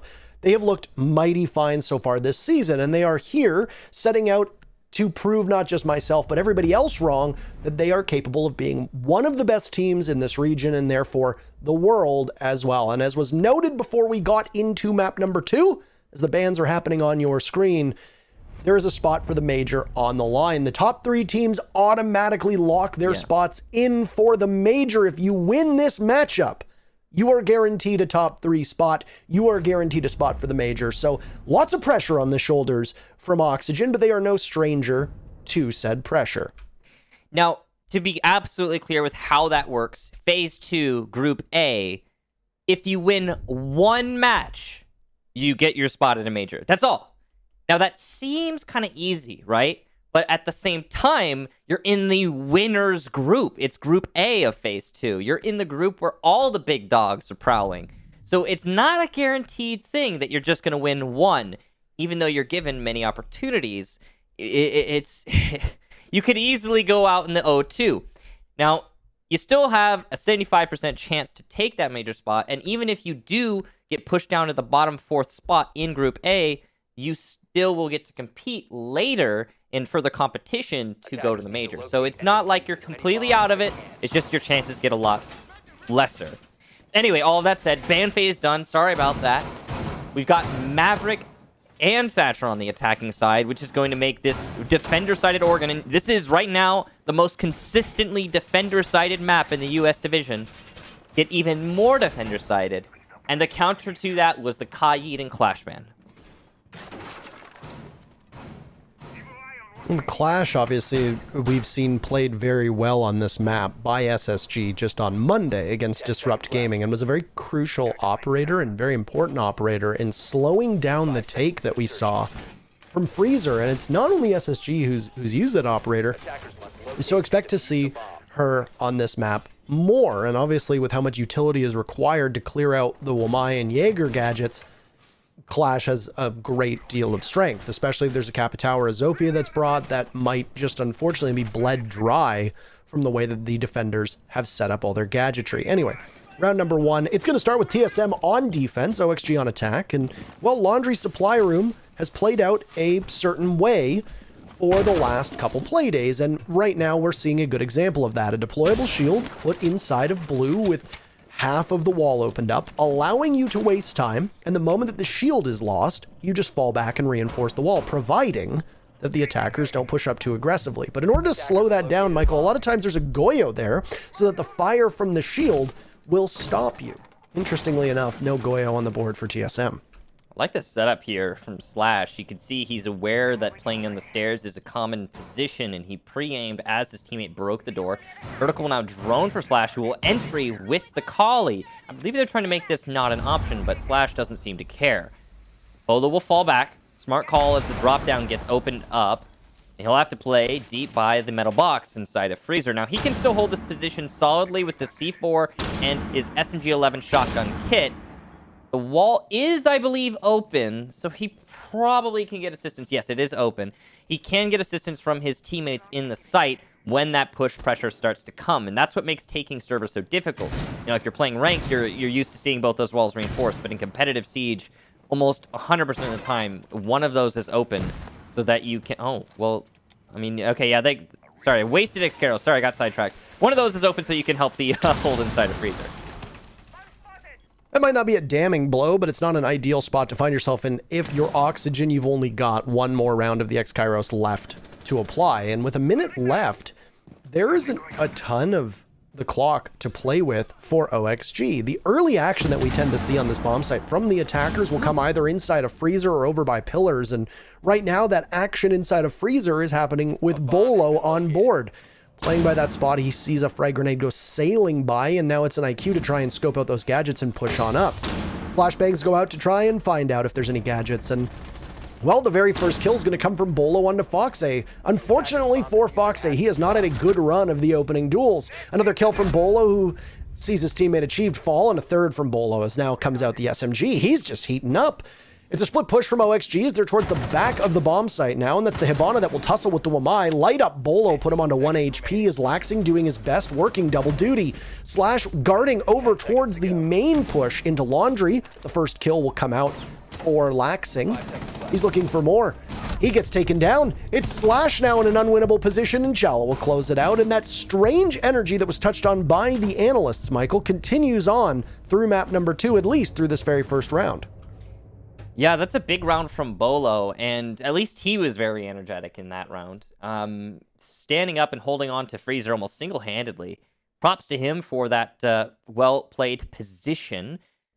The strange energy there, I think, really comes down to Oxygen's attack. Like, I'm not really sure what the plan was. They had to have expected the freezer wall to be open the way that it was, and with it being open like that, it's very hard to push. So at most, all you're going to do as an attacking team is have somebody there so that they can deny rotations from the attack. I would have imagined they would have placed more pressure on the main lobby push through the staircase and the drop down over in Laundry, but not so. The way the execution came out felt very, like, well, we use the word lethargic a lot, and it applies here too. But there was like an added layer of pause to Oxygen, and it really was damning, as Bolo was allowed to reposition 3 times to get 3 separate 1v1s, and totally tore the freezer push apart. Then it's basically round over. I mean, there's not a whole else to say about that. Props to Bolo again, but weird attack from Oxygen. 10 seconds left before insertion. Yeah, this has had a very... I don't know. It's been, from a casting perspective so far, it's been kind of a head-scratcher as to why the flow of this match seems so off. I can't quite put my finger on it. Nor I. It's like both teams are trying really hard to establish their own rhythm, and it's while trying to be conscious of how that plays into their opponents. And, you know, all right, well, there's a good way to establish a rhythm. Get an opening pick onto Vertical. He was great at map number 1. Wait. He's going to be on the bench for round number 2 of map number 2 as Merc, who was quite quiet on the previous map, finds an opening pick. This is going to be a massive advantage for TSM. It's an upstairs take. There's no Zofia. Oh, no way. Look at this C4. Oh, it almost gets the kill too. Bio put to low HP. That was beautiful stuff from Bolo. And it doesn't work out as he hoped, but at least it delays and does some damage. Sorry to cut you off. We've seen a couple teams actually try to do that as well with the impact grenade, which is there's a light fixture down below that they hit, and it's enough to go through the floor. So a nice setup from TSM, but obviously doesn't bear the fruit that you would want from it. But focusing on that Zofia pick in isolation, a lot of teams have lined up both a Jaeger and a Wamai inside of Attic. It looks like Chala's going to be playing in that spot. There is no Wamai on the board right now, but you can at least deny the push from Attic with those ADSs, and usually Zofia is critical for being able to open that up and take some of the pressure off of the rest of the attackers. Speaking of taking pressure off of the attackers, Gio had peeked a little bit too earnestly inside of kids' dorms, and he receives a punishing blow from Oxygen. So back to a 4v4 with about half the round to go. At least you've been able to get yourself back onto even footing. Right as I say that, down goes Laxing. So TSM now back in the lead for this round. Good roam downstairs by Achieved. Here's the entry over by the wall that has been opened up in games. Foxay gets a nade on T'Challa. Great positioning here from Bolo. He gets a lot of control, but he'll push into the sniper, and Slash doesn't miss those. Now, suddenly, it's a lead for Oxygen. At the very least, though, TSM might be okay in some of these fights because of Bio and Slash's, and even Fox's, somewhat diminished HP. 40 seconds for the attack to work with, though, and that's a lot of time. And as the C4 misses from Achieved, things get even more desperate. That's no indirect wins there for TSM. They'll have to win those gunfights. And as I said earlier, Slash hasn't been missing, so that is not necessarily going to be a foregone conclusion. And ADS will eat the gadgetry from Slash, as he's not going to be able to put anything to good use, and he'll just wait. Still, I like the way that Oxygen have been able to get themselves out of this position. Ooh. But very quickly, these teams just trading back and forth. There goes Merc as a grenade blows him up. Achieved putting us onto a 1v1 with Bio getting that diffuser down. Mark's in. Can he get off in time? Swing around the corner, a clutch from Achieved, and he'll grab that diffuser as well before giving the goods to Biologic. Former teammates, they toiled through Challenger League for so long together. And former teammates on TSM as well, but none other than Achieved able to clutch up, waiting perfectly on time. It's 2-0 for TSM. Achieved makes sure to get some nice love taps in there at the end of the round, show his affection. Now, TSM, solid hold on the top floor. It was very close, and there were some moments where it could have easily swung for Oxygen, and it looked like it was going to. But the thing that you mentioned at the very beginning of the round, and I think was probably most influential, was the free pick that Vertical gave to Merc. That, in my opinion, was the most massive moment for the round. Because it was just, I mean, it was Vertical vaulting in through a window, and Merc's there to greet him. That's it. That's the full story. There's not a lot else going on there. And there's no response, because there's not meant to be any response, because the nature of the kill is so detached from the rest of the round. That's so much utility just gone, done away with. And you saw the ADSs eating up Collie's charges as he's trying to destroy things. Will be great if you had a Zofia to clear that ADS, or even to just destroy the thing you're attempting to destroy with the Collie. But you don't. So not only is it a gun loss, it's that utility loss. And this curves back around to the conversation we were having in last map. But we don't need to jump down that rabbit hole again. What is this? 10 seconds left before well, Michael, that's the back tower. No, it's just the setup on the back tower. Oh, I thought you were asking literally like, what is that? And I was like, Michael, that's the back tower. What part of the Oregon. back tower? You silly goose. No, but they put 3 ADSs inside of back tower on T2. That's so strange. I mean, okay, so it's a kitchen meeting defense. You've got the drop hatch right in a position where we've seen teams be able to gun down defenders that go below. And given the fact that the hatch is open, obviously the defenders are going to be playing in a way that they are, I don't know, likely to lob a frag grenade or burn some utility from that position. And given the fact that the way that we have seen a lot of teams take this bomb site involves controlling tower, my guess would be that with the one panel reinforced in attic and the setup from the Jaeger is that TSM are either going to try to waste a ton of time or never even drop off of holding the T2 area of the back tower. Yeah, and in this round at least, it looks like tower is not factoring in, but I understand the setup if tower is actually going to be the push for the attack. And as mentioned, it is very commonly the attack strategy for this site. We've seen some insanely efficient tower to meeting takes, but Oxygen are on top of it here. They're going to actually go for something entirely different. They're going to try and start with clearing out the top floor and the west side. They'll have to deal with Merc, and I want to say Bolo upstairs inside of dorms. Should be able to put some delay up there. It is Bolo, and they've already done a good job. Half the round has transpired now. Frag grenade sails on into kids' dorms, and Well, if you're Fox A, you need to be a little bit worried because TSM have not been removed from the area at which you think you've cleared out, and that's where the Jaeger is playing as well. So both Merc and Bolo in a strong position. A kill from Achieved onto Fox A, and there's so much firepower upstairs as Achieved finds his second. This has been a great place for him to be able to play out of.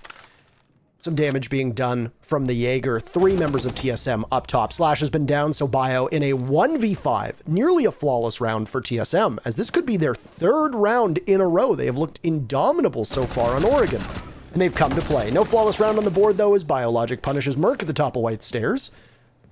He's got so much work to do ahead of him. He finds Bolo, so 2 kills for Bio. He'll continue rolling, but 30 seconds left.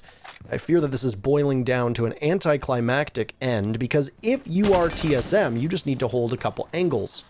Biologic will be able to get Splash up. I almost call... Oh, Splash Hug, of course. It's okay, it's okay. It's okay, Splash Hug. Splash Hug is back up. He knows. 10 seconds left. Look at the HP from both Bio and Slash. Toxic canisters will prevent entry to the B-bomb site as Chala plays an angle, watching the rest of it. Achieved with his 3rd kill. He won't get more than that. Bio is just punishing TSM, but he gets finished off by Geo. 3 impactless frags from OXG as they prolong the inevitable, and their suffering over 40 seconds is eventually ended at the hands of none other than Geometrics. It's 3-0 for TSM, Michael. Yeah, that top floor clear was so strange for Oxygen. It looked like they were getting ready to collapse on dorms. They were looking solid to execute there, and then they didn't. They were set up to deal with the problem that they were confronted with on the top floor. And it doesn't even seem like they were aware of the problem. That's the strangest thing. 2 players on the defense inside of dorms. Nobody on Oxygen bothers to drone that out and be like, oh, hey, maybe we should confront this. It's just a bit weird. I am puzzled by that, Parker. But TSM makes the most of it, and they put up an excellent round. Beautiful job holding on to the top floor and causing so many casualties to the attack that they were unable to recover. A nice attempt from Bio, but as you mentioned, Parker, ultimately impactless frags, and well, it happens, but you hate to see it all the same. Now, a bottom floor defense here for TSM. We'll see if Oxygen fares better down here. That was a perfect cycle, as we like to call it, or the trifecta. I like trifecta. Yeah, the trifecta. I very much like trifecta. That was the trifecta. We're coining it. Stamping it. The trifecta from TSM. Well done. Putting to them. our name on it, Michael. Okay, I'm down. Stamped it, no erases. No erases. Got it. The trifecta for TSM. Now, what that means for those of you who are unaware is 3 sites won on the defensive side, because you need to go through 3 sites in order for the first site that you win to unlock. So if I defend bottom floor, I'll need to defend 2 other sites before I can go down to bottom floor again, assuming I win that bottom floor. So it's a forced rotation. When the rotation is won in its entirety by the defense, it's the trifecta. So here we are, TSM with the trifecta. Beautifully played to them. We're going to continue to say the word trifecta, because upon reading all of your thoughts on casting talent recently, there have been suggestions regarding what to do with repeated phrases. So congratulations. If you had trifecta on your bingo card, that you're a big winner today. Ding, ding, ding, ding, ding, ding, ding. There you go. Well, Okay. Round number 4, as we said, that perfect cycle is now completed, and it's going to be another laundry supply room defense. The one interesting thing to focus on with Oregon, if it shows up, there's no guarantee it will, but it's that teams will still decide to not go back to a bomb site they've already won and instead maybe try a gamble on that dining hall kitchen defense, because there are 4 viable bomb sites on this map. Doesn't mean they're strong and doesn't mean that you want to go to them, but you can in a pinch. Yeah. In this case, I would imagine that from TSM, we're just going to see the standard 3, but if there's a team, to me, that is going to be, bring some ingenuity. Words are hard. Words are hard. It's going to be a team like TSM to possibly go towards that kitchen and dining hall defense. Oh. Regardless, it's laundry supply room downstairs, so we can talk about that at length, but Chala's going to kill Splash Ugg, and the opening pick for the 4th round in a row will go to TSM. That was Slash holding a tight angle and losing it with Kali. That's not easy. Well done to Chala for landing his shot there. Impressive stuff. Late deployment of the ADSs inside of Freezer to assist that hold. Once again, on the basement defense, I am unaware of what the exact intention is behind Oxygen's execution. That's the thing that keeps striking me. I really like that they're not going for a blue take because I think that's more interesting. But I haven't actually seen anything come of the way that Oxygen chooses to attack on the basement. They haven't, like, accomplished anything with this execution yet. They didn't last time they were here. They hit a wall, and the round was over. That wall was Bolo. Well, this round, Bolo hasn't gotten any kills, but he's going to actually get his first, as I say so. So, great job. Down goes Foxay. Bolo got tagged with a frag grenade that was thrown out, but the mute actually pushed up. It wasn't the intended... I don't think it was the intended effect for that grenade. I think Foxay wanted him to push back. Large and in charge is vertical, but he gets one and then is brought to justice by Chala. And those toxic gas canisters tossed out by the smoke will be very effective for holding off a push, but only for a short period of time, as now there's 10 seconds left and the smoke is utility-less. Still one from Freezer as there's a cross being established, and Laxing punishes Chala with Merc one of his own and another for Merc. He's warmed up, fired up, and ready to go. 4-0 from TSM. They have now decisively won their defensive half. Well done to TSM.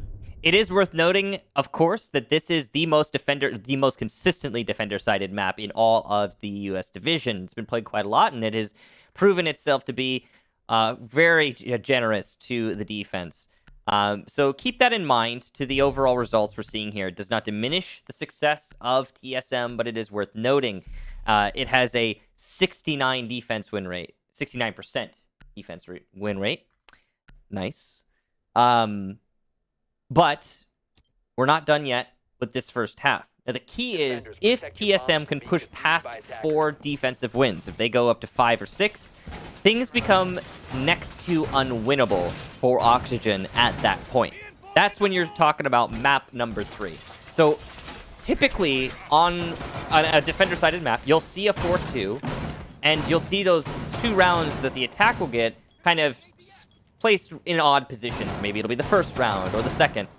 But when you get into a 4-0 situation, it's kind of unusual for the defense, or rather the attack, pardon me, to step up and suddenly start winning. So this could get out of hand for Oxygen.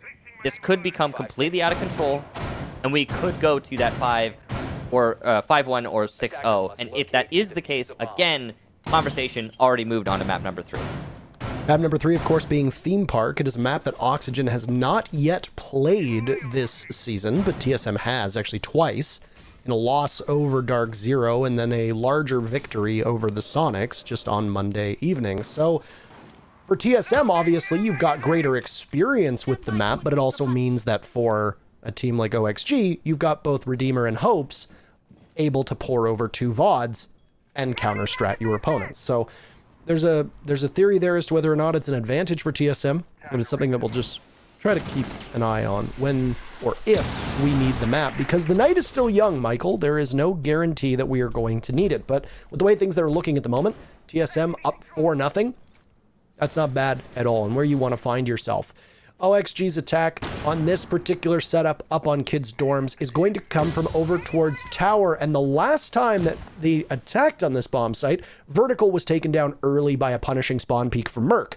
Not gonna happen. OXG are going to be fighting 5-on-5 in that back tower. They will have lots of utility to try and clear out attic, where Chala will be playing quite aggressively by the rotate into kids' dorms.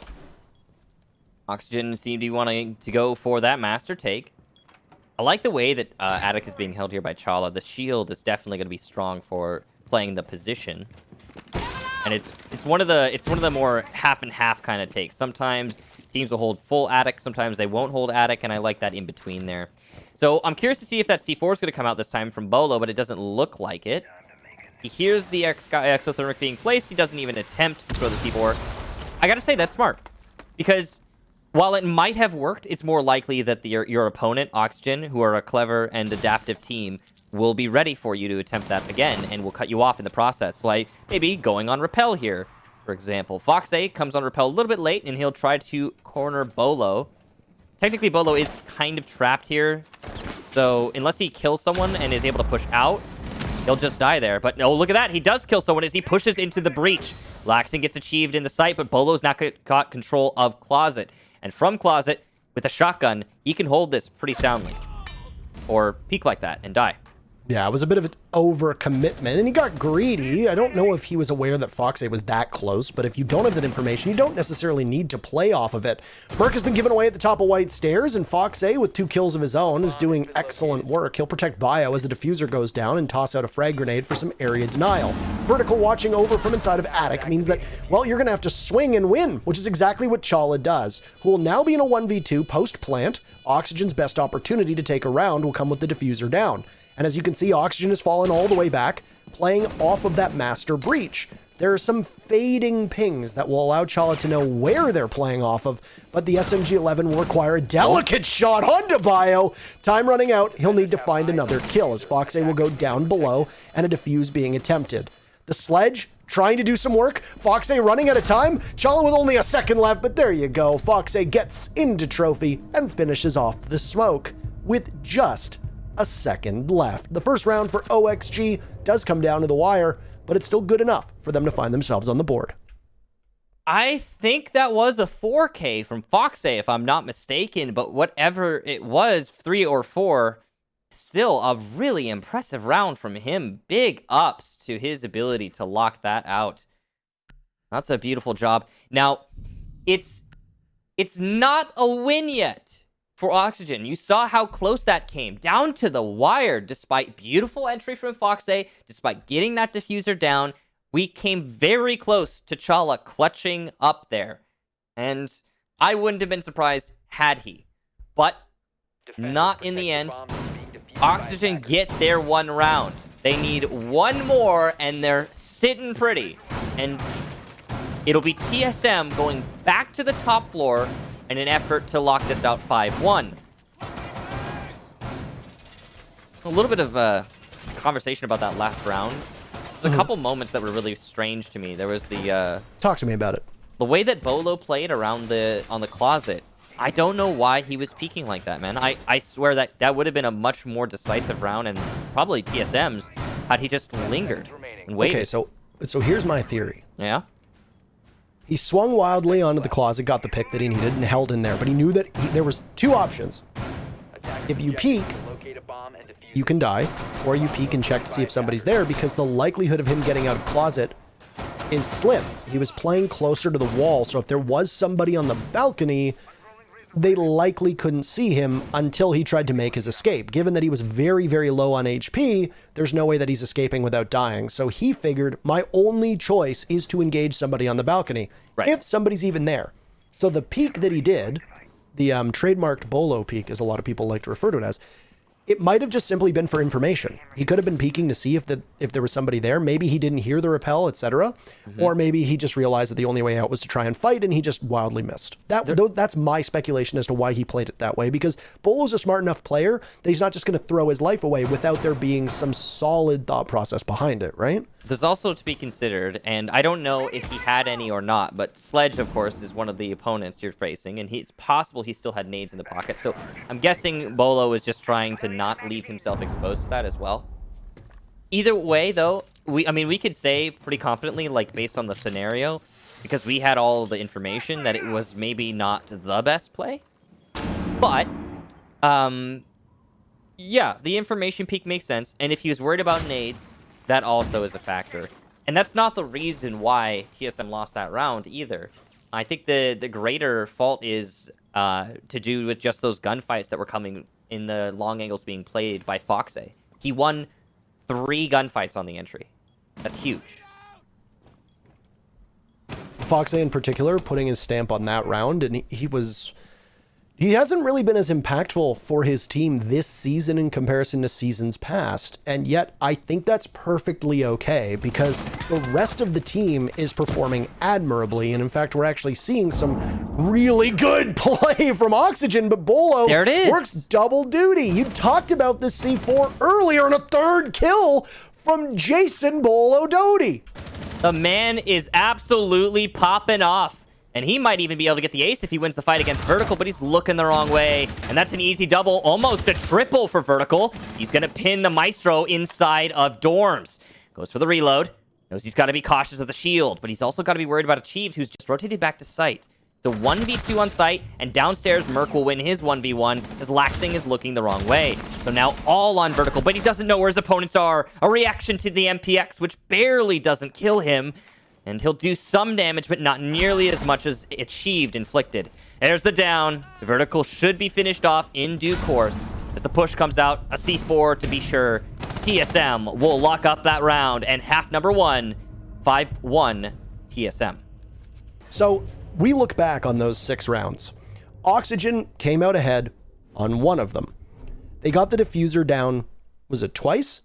I think so. Both times on dorms upstairs. Yep. The first time, they get it down right as Achieved clutches.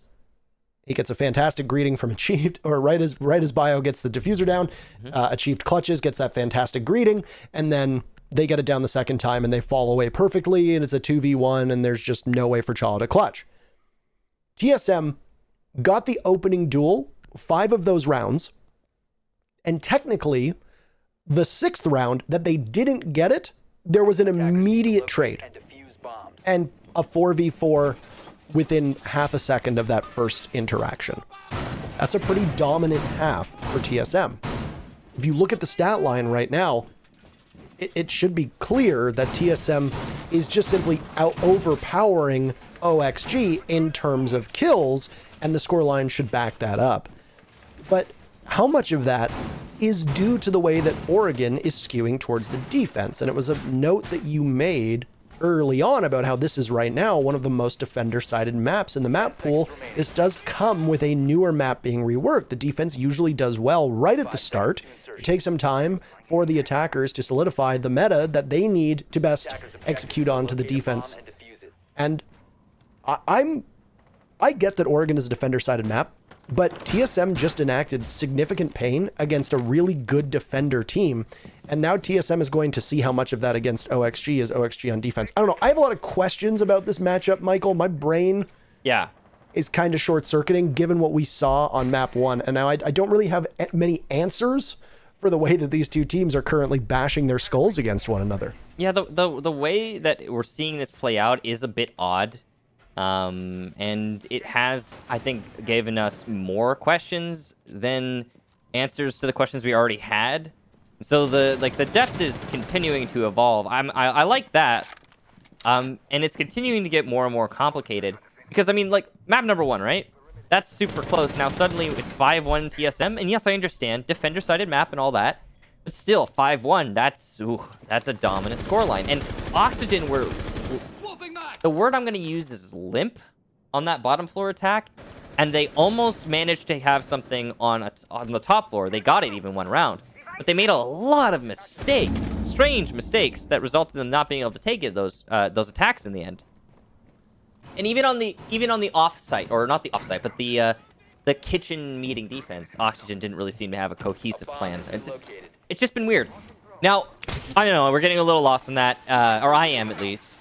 But we're going on to the second half now, and TSM, it's their turn to attack. So we can see how they interpret this. Similar to Oxygen, interestingly, they're not attacking through blue. I also want to highlight really quickly, Laxing's in tower. Merc is in sight right now, Michael. And Laxing's in tower, and this is very weird. So TSM have just decided to take no prisoners, and they'll burst on in. Bolo gets met with his fate from Biologic, as OXG are almost perfect so far on this retake and are 1 kill away from indeed being as perfect as you can get. So TSM reads that the site is open, and then all of them die. It's a flawless round from Oxygen. Great bait, mate, as they would say. And just like that, TSM's push falters, and Oxygen picks up their second round and their first on defense. Well, that was weird. Would you say that of all the rounds, that was certainly one of them? It was one of the rounds, Parker, and it was possibly the weirdest. We had Laxing hiding behind the box in T1 of tower, and then we had TSM in the site, but they hadn't cleared out pillar, so they got flanked by pillar and Laxing in tower, and they weren't holding the hallway. So TSM got ahead of themselves, tried to take site control, and got enveloped and destroyed. And so Oxygen gets their second round. There's really not that much to break down other than the fact that Oxygen were playing so far back, and like you said, you know, Laxing was on back tower stairs, was it? And Merc drops right into the middle of the bomb site. It was very clear that OXG had set up to hold Freezer and hold that back tower and hold Blue, and while it was a dedicated defense to it, or they just simply retook well enough, you got to be happy with the result if you're OXG. Now, it certainly looked like TSM tried to ignore the front of Laundry, and they tried to ignore Blue, and instead took control of the hatches and dropped very quickly. The problem is that usually when you do that, you have to have some way to stop a retake. Could be Capitao fire arrows, could be smokes, could be air jabs. I didn't see anything convincingly from TSM that would have prevented OXG from being able to retake that bomb site. And that's why it looked so effortless from OXG, is that they were able to take these gunfights unimpaired. Nothing stopped them. They just lined them up and knocked them down as TSM got in and basically said, yeah, well, now what? And the answer was die, as OXG just won every single gunfight. I think it left the Nomad upstairs in meeting by themselves, and that was it. Yeah, that was the only flank watch, and it wasn't really flank watch because he can't hold Pillar, he can't hold Blue, and he can't hold the tower stairs, so... I mean, they didn't expect the need to hold the tower stairs. They thought they had cleared it, but still. Anyway, a weird round. And in this round, it's a decisive tower take here from TSM to start things off. They'll open up the attic wall, and they'll have to confront a vertical inside of attic. Very hard to push attic with this configuration. They'll need to get rid of that shield, and they'll need to push vertical off with some kind of oppressive utility, maybe as a Fiaston or something like that. Maybe nades, what have you. But at least the wall is open, so TSM has it as an option later in the round. You can see, though, they're shifting. They're going to make opening the closet wall their priority, and that makes sense. That's a much more thorough way to execute onto the site.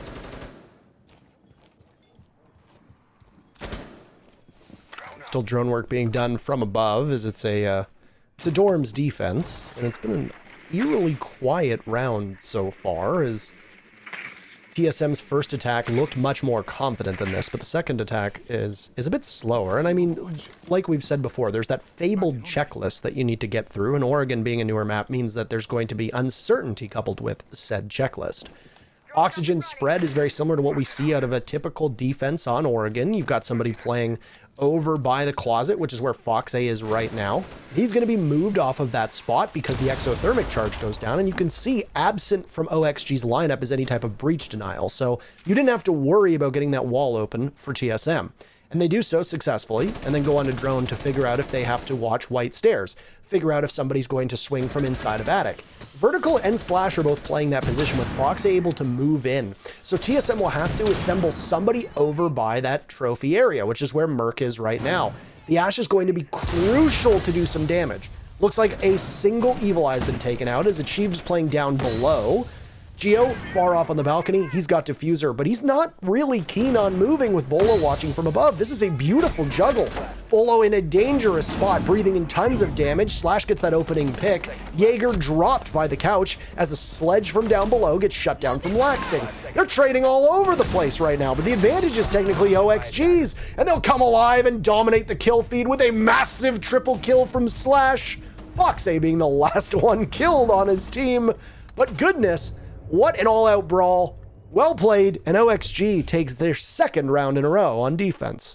Solid hold there for OXG, and while TSM were blitzing into the site and seemed like they might have been able to make something happen with it, they just weren't winning the gunfights as consistently as Oxygen were. And further, the presence downstairs from TSM was eliminated by the Valkyrie on the side of Oxygen. So well held, underneath, and well held in the site. I love that Oxygen's guns were all up and ready to take those fights. The fact that they were able to keep control of attic was, I think, integral to the outcome of that round, because we saw Chala entry attic, right? He pressures attic, he takes the kill there.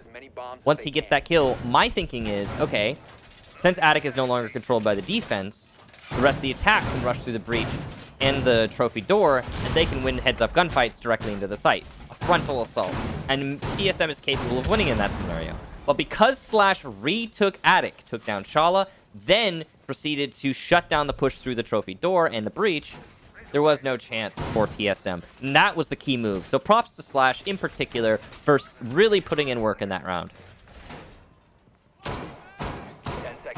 We have no choice but to stand Slash. 5 seconds I left. stand Slash. Yeah, well, you teamed with him, didn't you?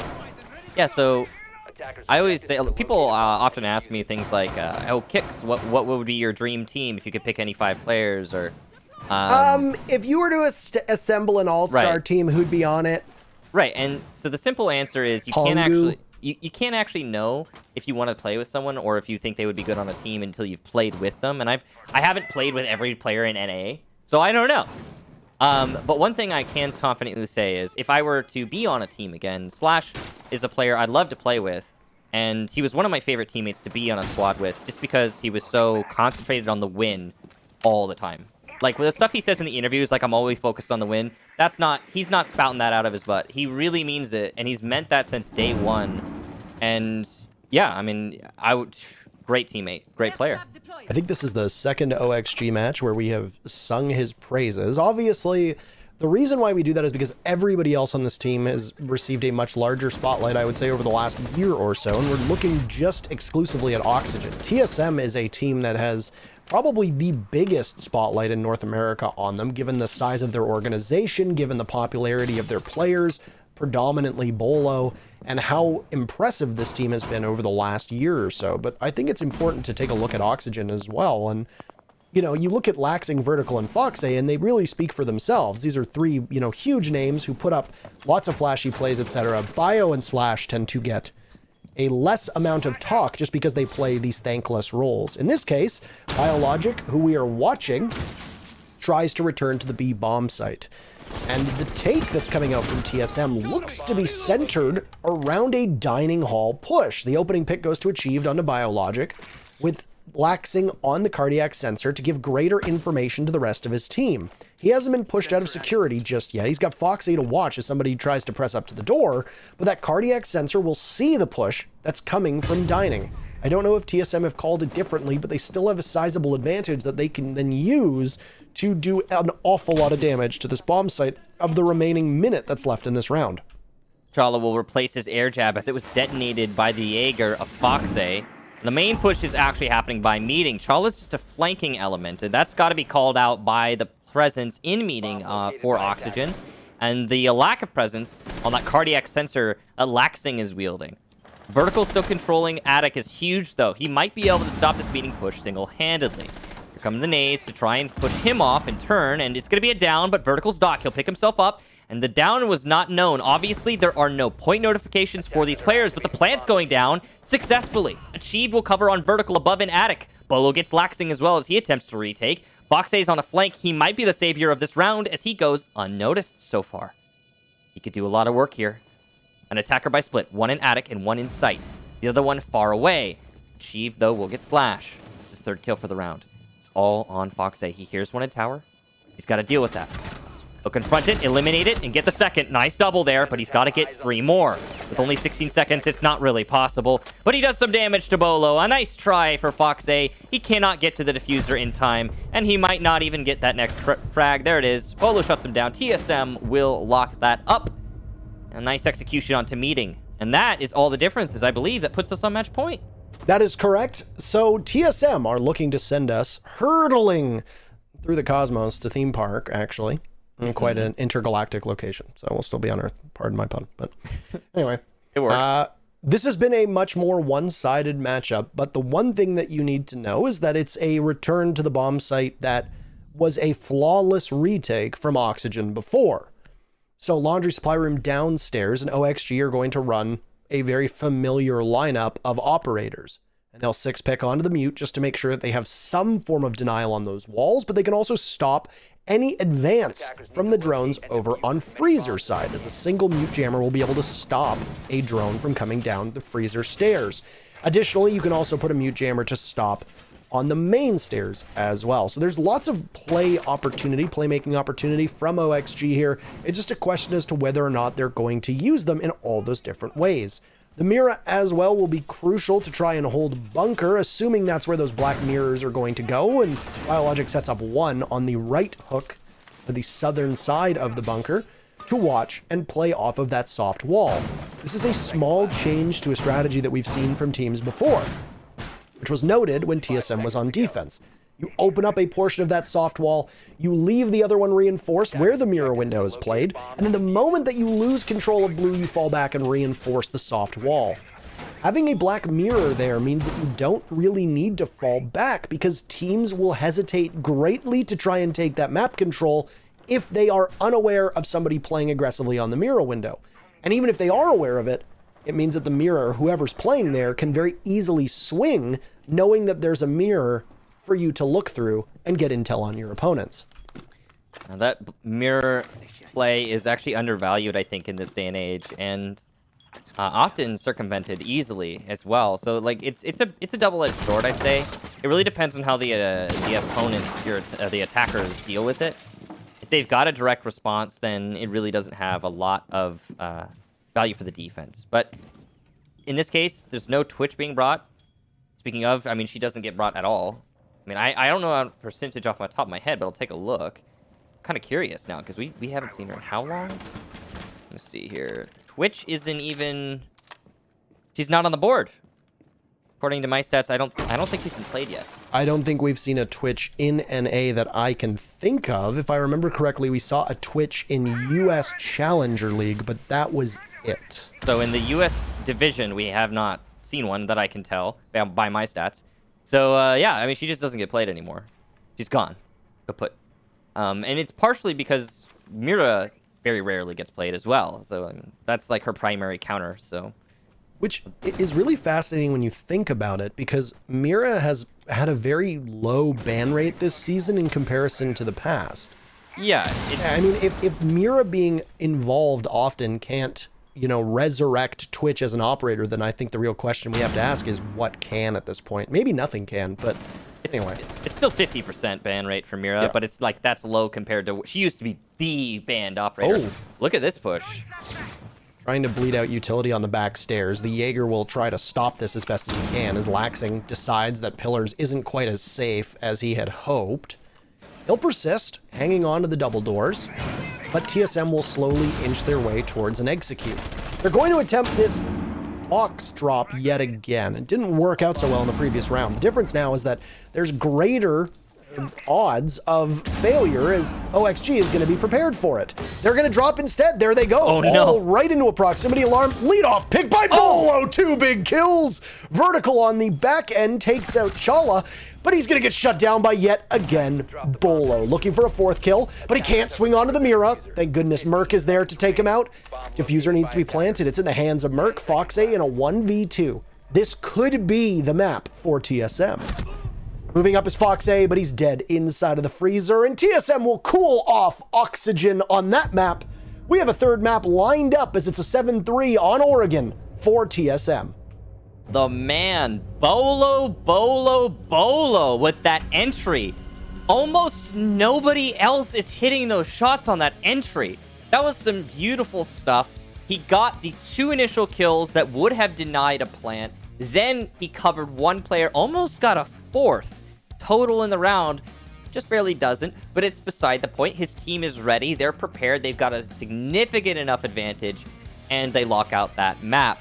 Beautiful job there to Bolo on that particular round, and overall for the map, as he ended that top fragger for the map with 14 kills. Ask the Sonics what it's like going up against Bolo when he is playing as well as he just did on Oregon, because I will tell you that it is not a particularly fun match to go and play in. But with that said, we still have another map to go. Theme Park, our 3rd map. TSM just took OXG's pick. OXG took TSM's pick. We're going to clean the slate and go to a best of 1 after this break.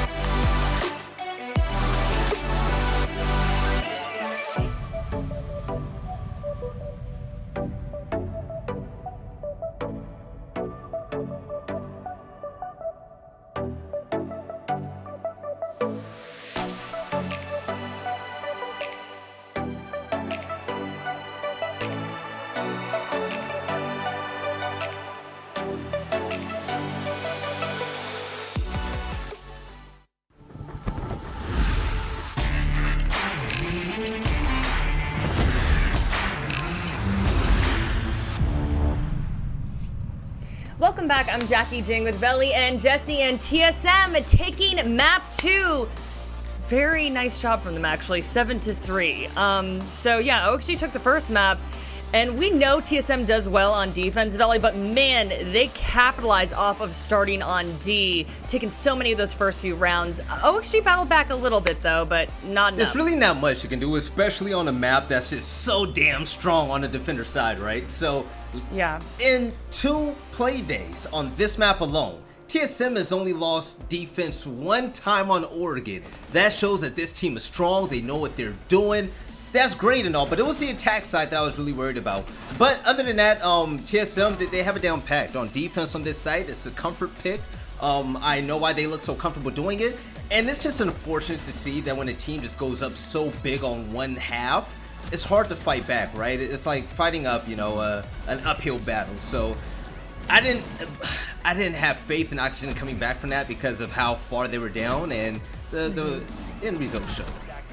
I think really, like, when you go into Oregon and you've got both a Thatcher and a Maverick banned out, and it's Oxygen who don't have a great win rate on attack anyways, and they're starting on attack, like, that just paints a really grim picture. So they had a lot to go up against. I agree. Yeah, good insight there, guys. Let's talk about these teams in attack. I know while we were watching, both of you were talking about the differences between OXG and TSM attacking Meeting Kitchen. Jesse, why don't you start on this point? Yeah, so I mean, this is just another sort of building off of that last point where it's like, both teams, when they held Meeting Kitchen, they played it pretty roam heavy. I believe both had at least 3 roamers off site, which is a standard way to play this. But when you saw Oxygen Esports try to take this bomb site, they focused those roamers head on, not really with all the intel that they probably needed, and they really did get slammed. Like Achieve got a 3K that round. Everything sort of fell apart from Oxygen. When you flip sides and then we saw TSM get to attack onto Meeting Kitchen, they focused that plant. You know, Gio was in the bomb site, he was planting, and again, Achieve managed to pop off, and I think he got a 3K again. But still, I mean, like, they were really more focused on that plant. They weren't spending so much time on those roamers, and when they were focusing on the roamers, they did it with intel, so that was really important, I think, in the differences between the attacks of TSM and Oxygen. Yeah, there was all the mute jammers that really stopped Oxygen from having any type of intel, right? Sometimes you just have to pull a Disrupt Gaming and say, you know, forget the roamers, we're going straight to site, and that's what Oxygen needed to do there. And I mean, all of us, we just cannot stop talking about Bolo. Round 6, his 3K. Veli, I knew that stood out to you in particular. Yes, I learned something new today. And if this been showed before, I don't care because it's new to me, so forget you, okay? So, Bolo is Mr. Do-It-All, Mr. John Wick, whatever you want to call him. His hold in Games Room has so much importance behind it, okay? He was there solo. He was able to pop Foxy that was repelled on the window. That was one. When he heard Bio going up the closet from master bedroom to put down the exothermic charge, he had a hole in the ground right underneath that doorway, tossed the C4, blew it up midair to where it destroyed Bio. Then he turns to get the last kill from his 3K on Slash Hug. It was fantastic. You see the man right there, 14 kills on top of his team. He was definitely the spark that TSM needed to win this map. And some of y'all still don't have Bolo charms. That's nuts. Yeah, that's pretty embarrassing. Goodness. And Jesse, you know, Veli was sounding off on that round, but I know OXG had a flawless round 7, and you really like their defense tactic there. Yeah, I mean, that was a defense of the basement, and you saw, like, a lot of players over on TSM were funneling in through the meeting hatches, right? They were getting to the bomb site, and I remember Parker at one point was like, Kickstarter to cut you off or whatever, but they're in the site. But it really wasn't that great for TSM because the angles that had been opened up from Oxygen were really smartly placed where they could actually get a lot of coverage. They got a lot of crossfires going, and they were able to just gun down every player that ran in a site. As you mentioned, it was flawless defense to come in for Oxygen. So yeah, letting them all in and then really just clamp down the hammer. I think that speaks to a playstyle we've seen before from Oxygen, where they really, you know, aren't too concerned with holding on to the site as long as they have positions around the site that will let them retake it later. And Jesse, I know that you were having some internet issues, but you were sounding off on Slash. I just wanted to see if you wanted to continue before you froze. No, I think that's going to be enough for me talking about Slash. You can make your own opinions. I'm not trying that again. All right, we won't touch that. But I want to hear predictions. Veli, I'm going to start with you. Who's taking this? Who's taking it all? Jesse, they're split right now. Jesse, we're not going to be punks, right? We're going to hold on to our original predictions, right? I don't know, man. I'm worried about crashing again, to be honest. You know, I'm holding on to Oxygen. I believe in the boys. Fox is going off. Nothing is going to slow this team down on this third map. They know what it takes to win. And you saw it, Bio had the most cost on his team. He's continuously getting better. Oxygen are going to finish this out, especially on Theme Park. They have a lot of VOD on TSM and not the other way around. Good points, Jesse. Yeah, no comment. My PC is going to stay crash free for the rest of the evening. Oh, Yo, be a man, Jesse. Say it. Oh, goodness. Oh, gosh. Okay, gentlemen. Well, Sorry. we are super excited for map 3 here. Theme Park. We cannot wait to get this match rolling, so we'll be right back after this quick break. Don't go anywhere.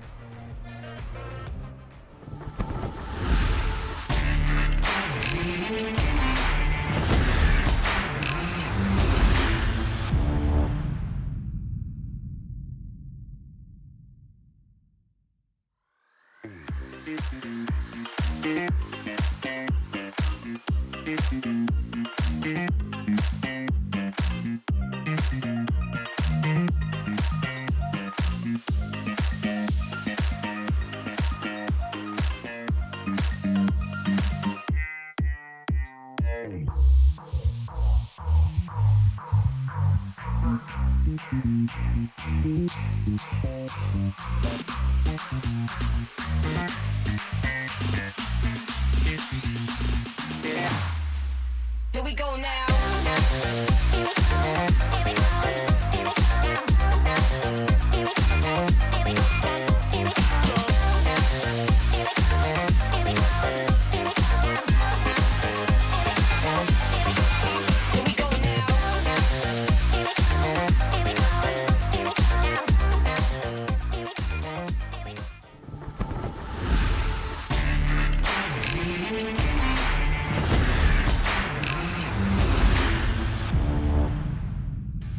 No matter what happens in this matchup, we're going to have a conclusion of our very first match of the night in the US division. And most importantly, for these teams, there is a spot at the major on the line. After map 1, Michael, it looked like Oxygen was the favorite to be the very first team to qualify for our summer major. But TSM stormed back on Oregon and put in an even more powerful performance. And now we have a showdown on Theme Park. Yeah, Oregon was the more dominant, as you said, the more powerful. I like that word. The TSM looked pretty one-sided on that map, and I got to hand him props for that. And Bolo in particular was, of course, the carry horse to get him through that one. Seriously, on that last round, I think Oxygen would have locked it up if not for his entry. So, or not locked up the map, but the round at the very least. So yeah, we've got Theme Park up next, and this is going to be, I think, a pretty good map to end it on. We have, of course, seen TSM play Theme Park twice in recent history against Sonics. They beat Sonics on Theme Park. They lost to Dark Zero on Theme Park. On the side of Oxygen, we haven't seen it played yet. And in fact, this has been one of Oxygen's more banned maps. They've banned it 3 times, just a lot, with the amount of play that we've seen recently. So we'll see if Oxygen's got something up their sleeves. The hope for Oxygen fans is that Oxygen has been banning this map because they've been practicing it in secret, and they've got something special here. But if that's not the case, this will probably be a pretty one-sided affair for TSM. Foxay, can we get a counter on how many times they say, "What are they feeding y'all?" The answer so far is 0. 0 times today we have said that. I think I've said that. However, Foxay, like we 3 can get a times. counter on the number of times you died as entry fragger, and we can also post that one up if you'd like. Oh no! Dun, dun, dun, dun. Anyway, we'll have those stats at the end of today. I can see the Twitter account R6 Esports NA. By the way, follow it if you don't. Twitter.com/R6 Esports NA. I can already see them cooking up something good and overlaying the amount of deaths, etc. As was noted by you, TSM has played this map twice. You're hoping that Oxygen will be a team that is prepared to play it. Operator bans are going to be Maverick and Thermite on the attacking side of things, Mira and Clash. And don't be confused by the colors on your screen. Yes, orange is usually defense, but in this case, orange is going to be for attack, as Oxygen will be starting on attack, meaning that TSM banned Maverick and Clash.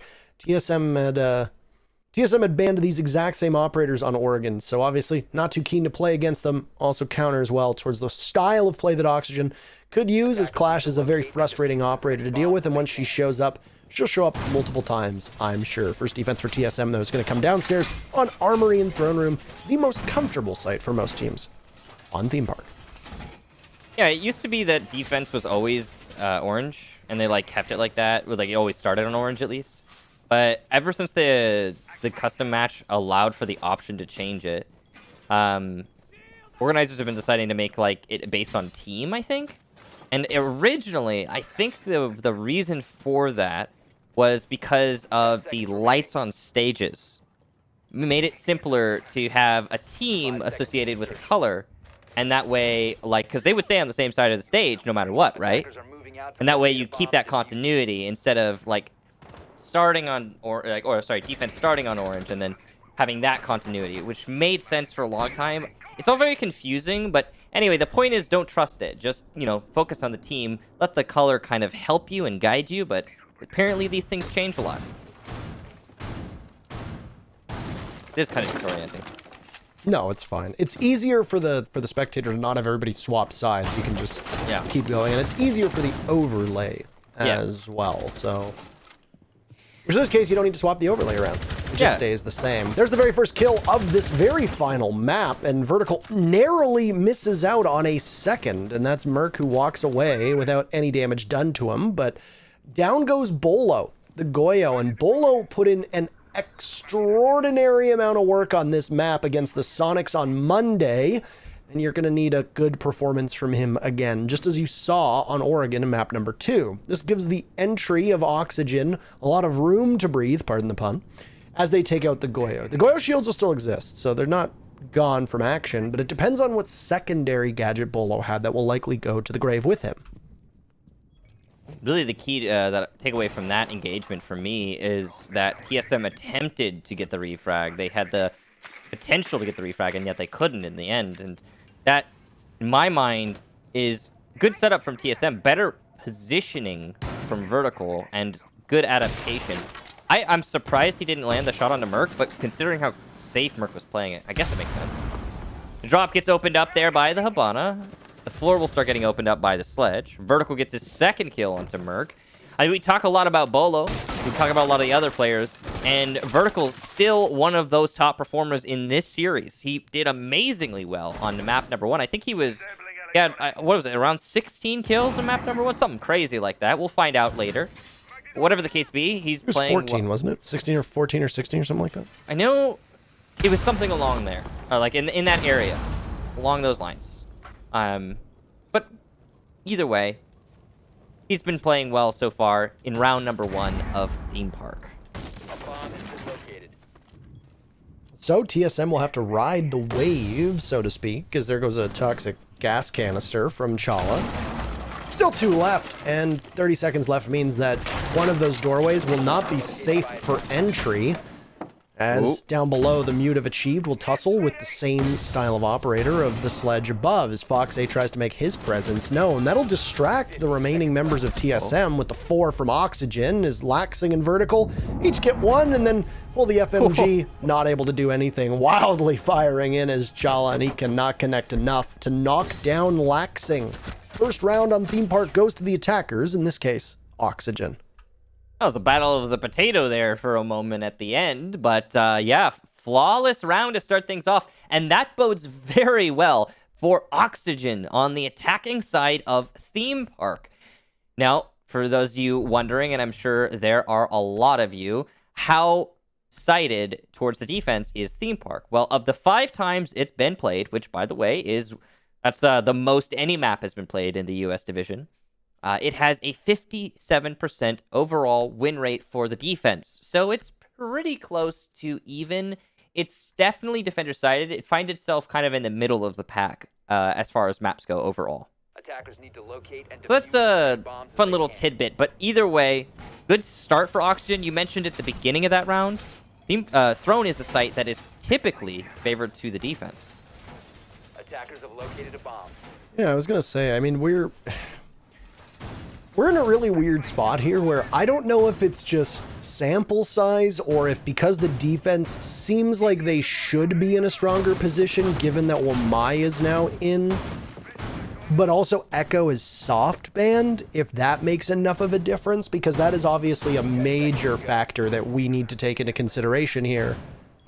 Echo has completely changed up what defenders are getting banned, I don't think you see anywhere near as many bans onto Wamai or Clash or Vigil or whomever we might see if Echo is still available to be played, because he is taking up one of those 2 bans on almost every single map. It has allowed the defenders to be in, I don't know, a worse spot, because they technically have to ban 3 defenders to only 2 on attack. I wonder how much that's playing into it as well.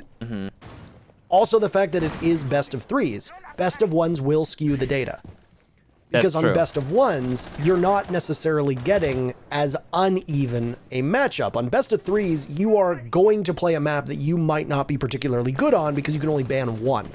On best of 1s, you're usually playing on a map that is relatively even for both teams. You know, the simple truth of the matter is, when it comes to the conversation between best of 1s and best of 3s, is that the difference in not only the data, but the way that teams will play according to the format, the way that they'll prepare for that format, is that no matter what you're looking at, they're different. They're totally different worlds. They're totally different types of competitions. And the amount of prep work that goes in will vary wildly, and the type of prep work that goes in will vary wildly, and because of that, teams will play differently. What a drop from the sledge to Foxay, as he nets a very easy kill on a Merc. He'll get control of the site, but it'll be lost. Very fleeting control. Bolo, coming from the side, will put down Foxay. So a 1-for-1, and ultimately, I'd say that's an even exchange between a Doc and a Sledge. That's no one really taking the win there. I mean, I hate to say it, and I know that people are going to see it as maybe a bit mean-spirited, but neither Merc nor Foxay, just as players, have been crucial to the success of their teams round over round over round. They've both obviously impacted certain rounds, and you don't want to lose either of them, but yeah, the operators and the players seem to be a bit of a wash. Well, those are 2 shots that definitely impress quite well by Achieved, and then one from Bolo as well. And I wonder if Vertical is going to take a timeout, as there's a minute left and TSM have a sizable numbers advantage. It's a 1v4 for Vertical. He doesn't have the diffuser. It is, or might as well be, miles away. And there's so much that the defenders still have at their disposal. He peeks and looks the wrong way, but the cross shot doesn't land fully. Valkyrie waiting to peek on him. Vertical had just a tiny bit of HP. And it looked like TSM took turns doing enough damage so that they all got assists. Congratulations, lads. TSM takes round number 2. That was a beautiful job there from TSM. Nice holdout. We'll start it with Foxay with that drop in. You know, he's trying to find that one advantageous kill, just trying to put his team in a good position, get it done, And he did, to an extent, but then he just wasn't in the right spot to get any more. Following that, it started to kind of fall apart for Oxygen as they all died one after another. Downstairs clear was the only thing that even halfway worked out for the attack, and not fully. It's just that's how Vertical happened to be, and he was the last one alive. So Achieved, also props to him, just roaming around the map, getting kill after kill, kind of picking off the attack before they can get to the site. Now, this is interesting. We'll go to Lab for the next site. This is a very different site than what is normally defended. We have seen some Lab, to be fair, though. We have. It's I think the least commonly defended. Wait, no, it's not. I was going to say it's the upstairs office bomb site that tends to be. Yes, Initiation is slightly less defended. They're about the same. 11 for Lab, 8 for Initiation, but they're both sitting at the bottom of the barrel by far. And I think some of that plays into the fact that this is a very, as you said, middle of the pack map in regards to defense versus attack, which means that we're not always seeing three sites getting played here, right? Mm-hmm. If you have a very defender or very attacker-sided map, the general flow is that 2 rounds go in favor of the defense, and then a third map is required, or a third site is required on that map. Not so much the case on Theme Park. If it's relatively even, a lot of teams will lose a bomb site before winning it again, and then that right there doesn't necessitate a third bomb site being played. So I think that also kind of goes a little bit towards skewing the numbers, and we can talk about stats until we're blue in the face. But that's my theory. Yeah. Well, nothing really eventful in this round. The extensive roam has not been cleared out yet. Still far afield. Oxygen attempting to locate the roamers. But they're focused on the top floor. The roamers are actually on the east side bottom floor. It's achieved in Geo. Playing by Dragon. Laxing must hear the Vigil. And he will see the Vigil as Geo attempts to shoot the drone. Regardless of whether his ability was activated, it will be deactivated by the shots fired. That doesn't mean they're aware that there's 2 roamers over there. And it doesn't seem like Oxygen even cares. They're not really applying a lot of focus to clearing out that east side. They're instead opening above. Foxail put all 25 of those swings to good use and continue to just remove the ability for the defenders to sit downstairs and not have to worry.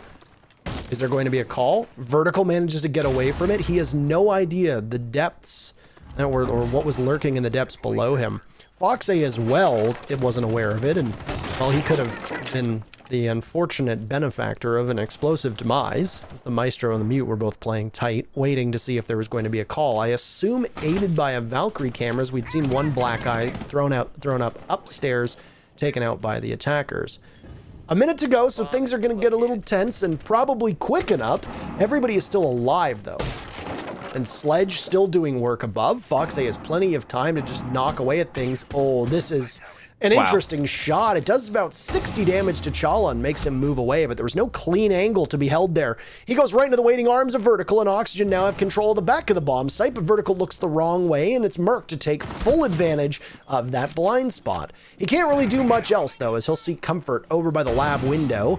OXG's control of B is getting thwarted right now by TSM on the retake. Slash from outside, lots of damage done. He gets dropped by Merc, but OXG has a numbers advantage. 20 seconds left, diffusers down, so the objective is going to be really tough. A 2v2 with Slash unable to get recovered, but Laxing doing what he does best, engaging in those gunfights and winning. On the flank is Geo. He's got the diffuser in his sight, just staring, but he manages to avoid that look. He gets Laxing and enters into the bomb site, and he wins it on the Slash, but Foxay has the last laugh, and Oxygen takes round number 3. Big win there from Foxay. It was so close to failure, and we almost had Geo clutching that one up, but not so. In the dying seconds of that round, 1 or 2 more seconds, I think, and that would have just been a guaranteed win for TSM. Scary stuff there if you're Oxygen, but they do get their second win on attack. That's solid. If they can get 3 attacking rounds, they're looking pretty good overall, and when they transition, they'll feel very comfortable in the second half. So they're, of course, 2/3 of the way there at this point. The execution there from Oxygen, honestly, was a little lackluster at the beginning of that round. The entry was delayed and very spread apart. Vertical died, and there was no immediate response from the attack. But in the end, their strategy paid off because Oxygen was able to flank their way into the site and to eventually gain the control that they were bargaining for. And they were ahead of the curve in terms of the frags, keeping the manpower in their corner through the round. So props to Oxygen for that as well. TSM, on the other hand, such a nice try, just wasn't enough. Close enough. It was close. It was very close. Yeah.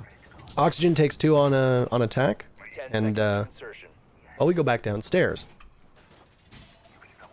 This is an interesting bomb site because this time, I mean, the first defense from TSM should have worked out. That's the way that we have seen things from Throne, but I don't trust those numbers.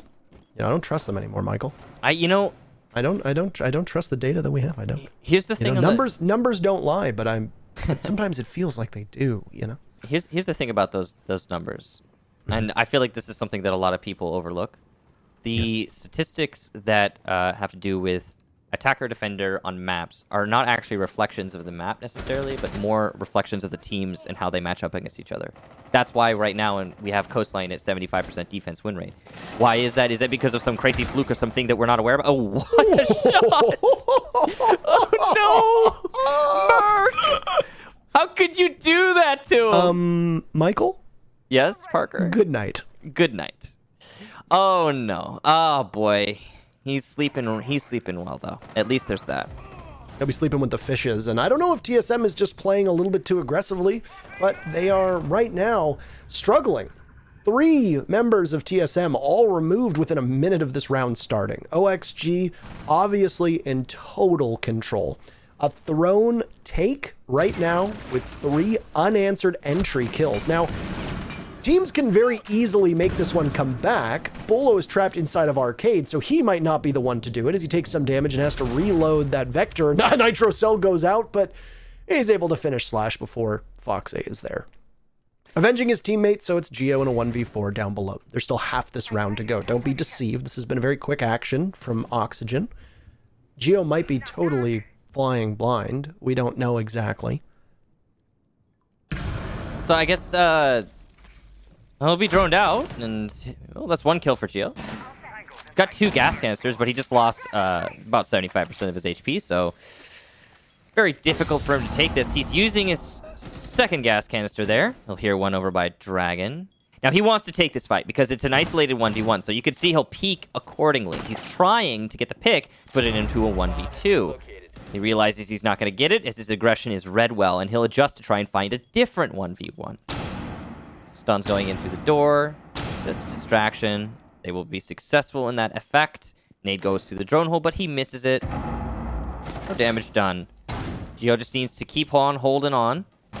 Doing just that. Plant going in through the breach in the corner. Then he'll need to be stopped. You'll see the planter, but he won't catch the player by split door. Fox A shuts it down, and Oxygen take the round. Honestly, that wasn't a terrible way for Geo to play that one out, and he was in a pretty good spot. I mean, obviously, he peaked knowing that he had to try to win that 1v1 to immediately reposition by the barrel's wall and then fight off whoever was coming from over towards maintenance.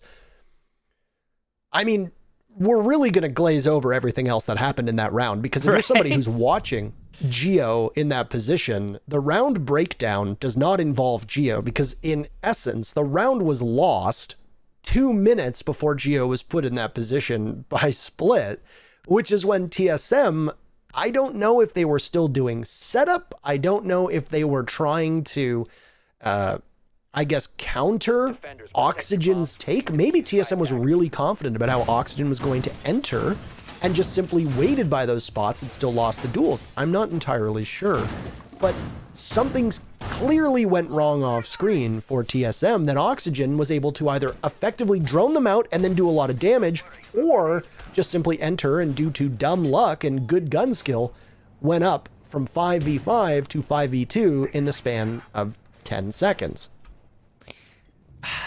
Such a weird round. I mean, it's just Oxygen collapsing on the roam, like completely collapsing on the roam, and there was no fight back from TSM either.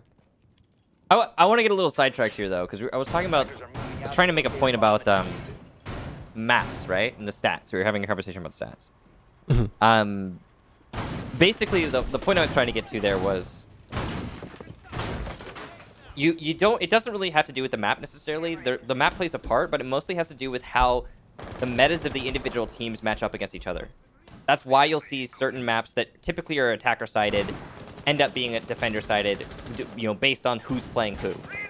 And sometimes it'll play into the conventional. Sometimes it'll be like, oh yeah, a super defender-sided map. Sometimes it'll be a super attacker-sided map, depending on blah blah blah, depending on the squads. But that's the key, isn't it? It's based on the squads, really. So I think that gets confused a lot. That'll be a late reinforcement there, and a narrow save from TSM, who almost lost a player to the very quick vertical. You find that there's only 2 real paces so far with this matchup. It's either long periods of limited action that end very abruptly and quickly with limited pacing for us to be done, or it's a very quick bit of action, then a pause, then greater action. And this one definitely seems like it's going to skew towards the latter. Oxygen's focus upstairs is going to force TSM to have to get real aggressive when this wall gets opened, as it's the first time that we're seeing initiation defended. So all 4 bomb sites appearing for TSM, and I think a large reason for that is because through 4 rounds, we're now on the 5th, obviously, it's 3-1 for Oxygen. Nothing has really worked on defense for TSM here, and this is the team that has played this map twice. Keep in mind, Oxygen is yet to play it in the US division, and they could get very lucky with an early pick, as it looks like the Valkyrie is going to try to quick peek, and if that's the case, there's somebody from Oxygen waiting upstairs. Not only has Oxygen not played it, but it's their most banned map. They haven't seemed to want to play it. And yet here we are. Now, the first kill will go to Geo, who rushes into daycare. That's dangerous. Bolo also gets one on the entry as Merc gets eliminated inside of B, or rather control room. He was playing an aggressive angle.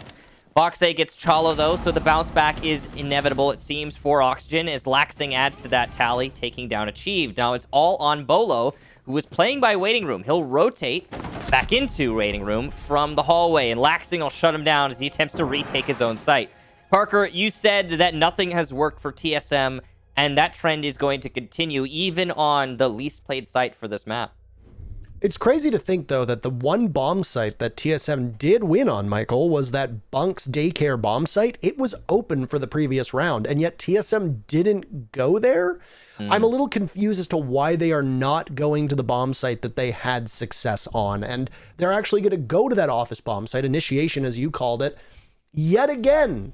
So I don't know exactly why TSM is not too interested in going back to the only bomb site that they've actually had some real success on. It is a confusing one, but I mean, this is what we come to expect out of theme park. There is unpredictability to it, and you know, we talked about this on, I think it was Monday, in that Oregon has largely overshadowed the fact that theme park is still an ever-changing map. There is no dedicated meta at the moment to how all of these bomb sites are played, and even TSM has changed up a number of their defenses so far from what we've seen of their matchup against the Sonics. That was only 2 days ago.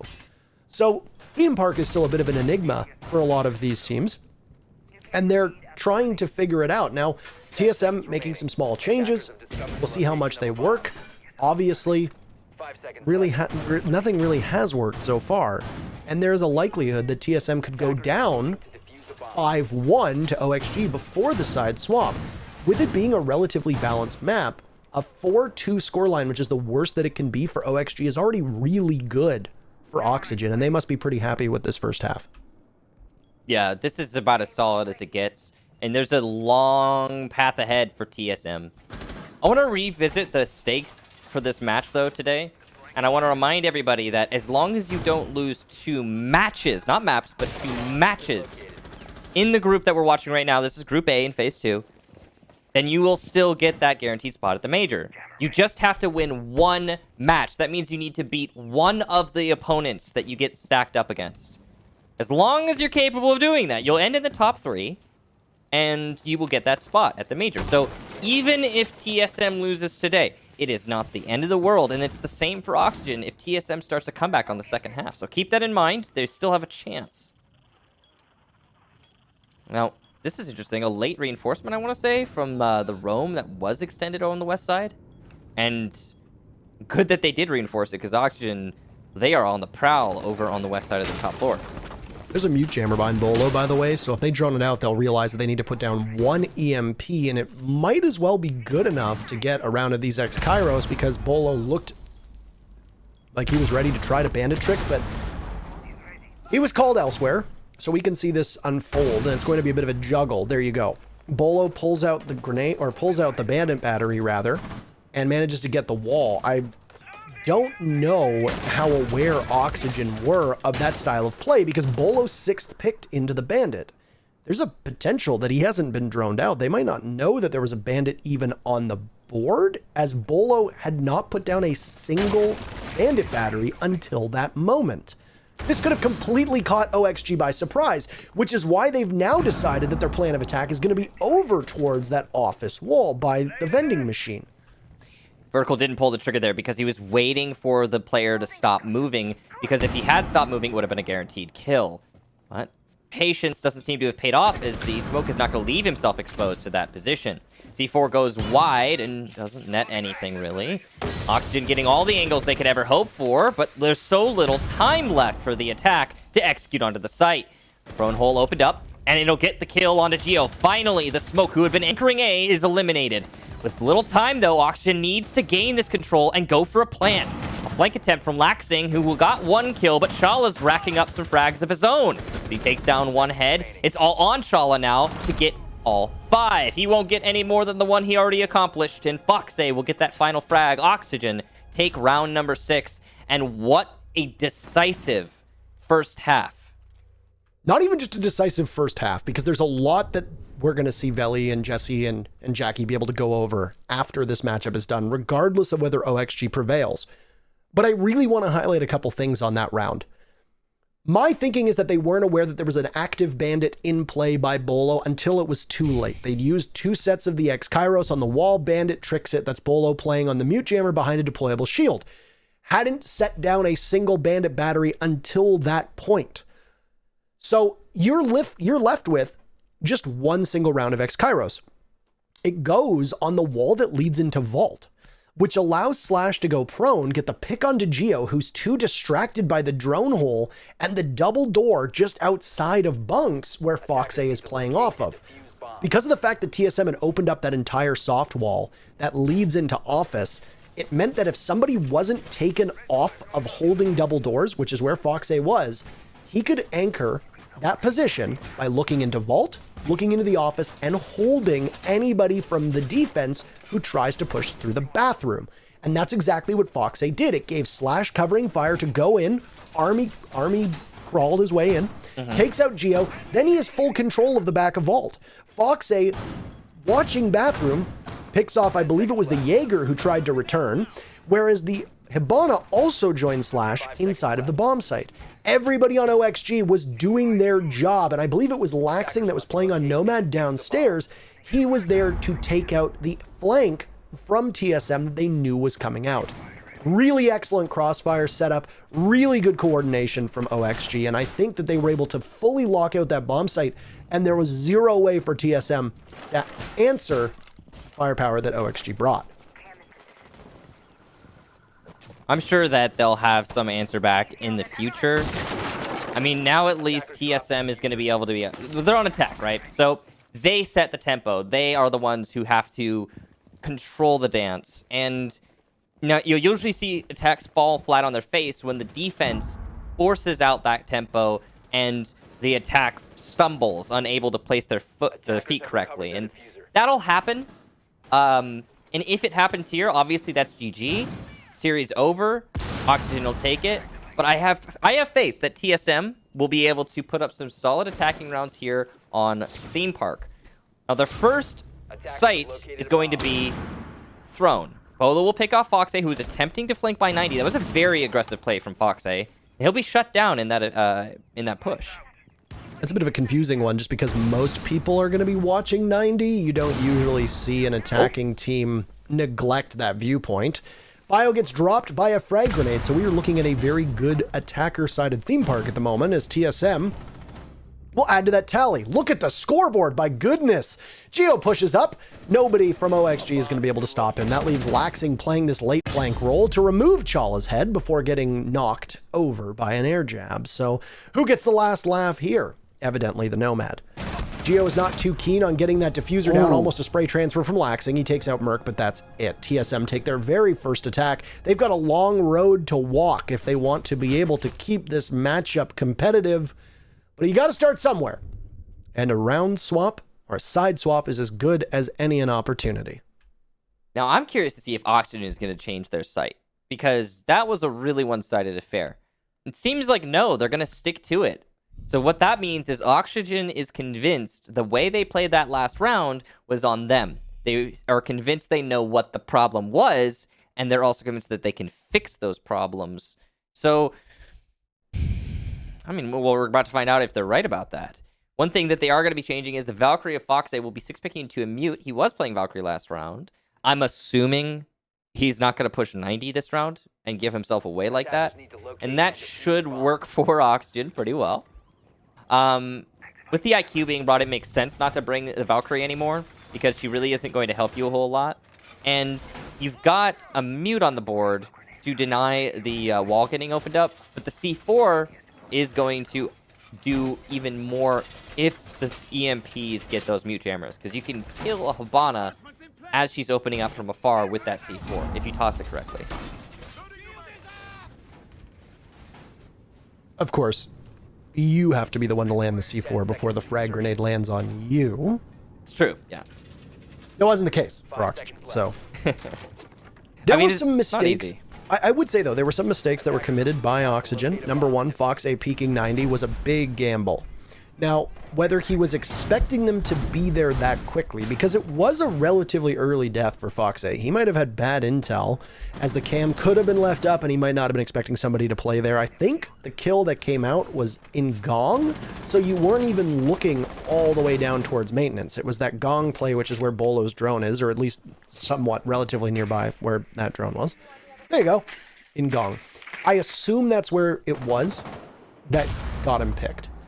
That's where Bolo was, yeah. He was playing a Gong and it was the push by 90, yeah. Yes, and that's a bit of a mistake to make because you should expect somebody there that, I mean, at that time, maybe it was a bit too early. Maybe Fox A wasn't thinking that it would be that quick. I'm not sure. And then immediately the frag grenade that sails over and downs was a bio that was playing as well.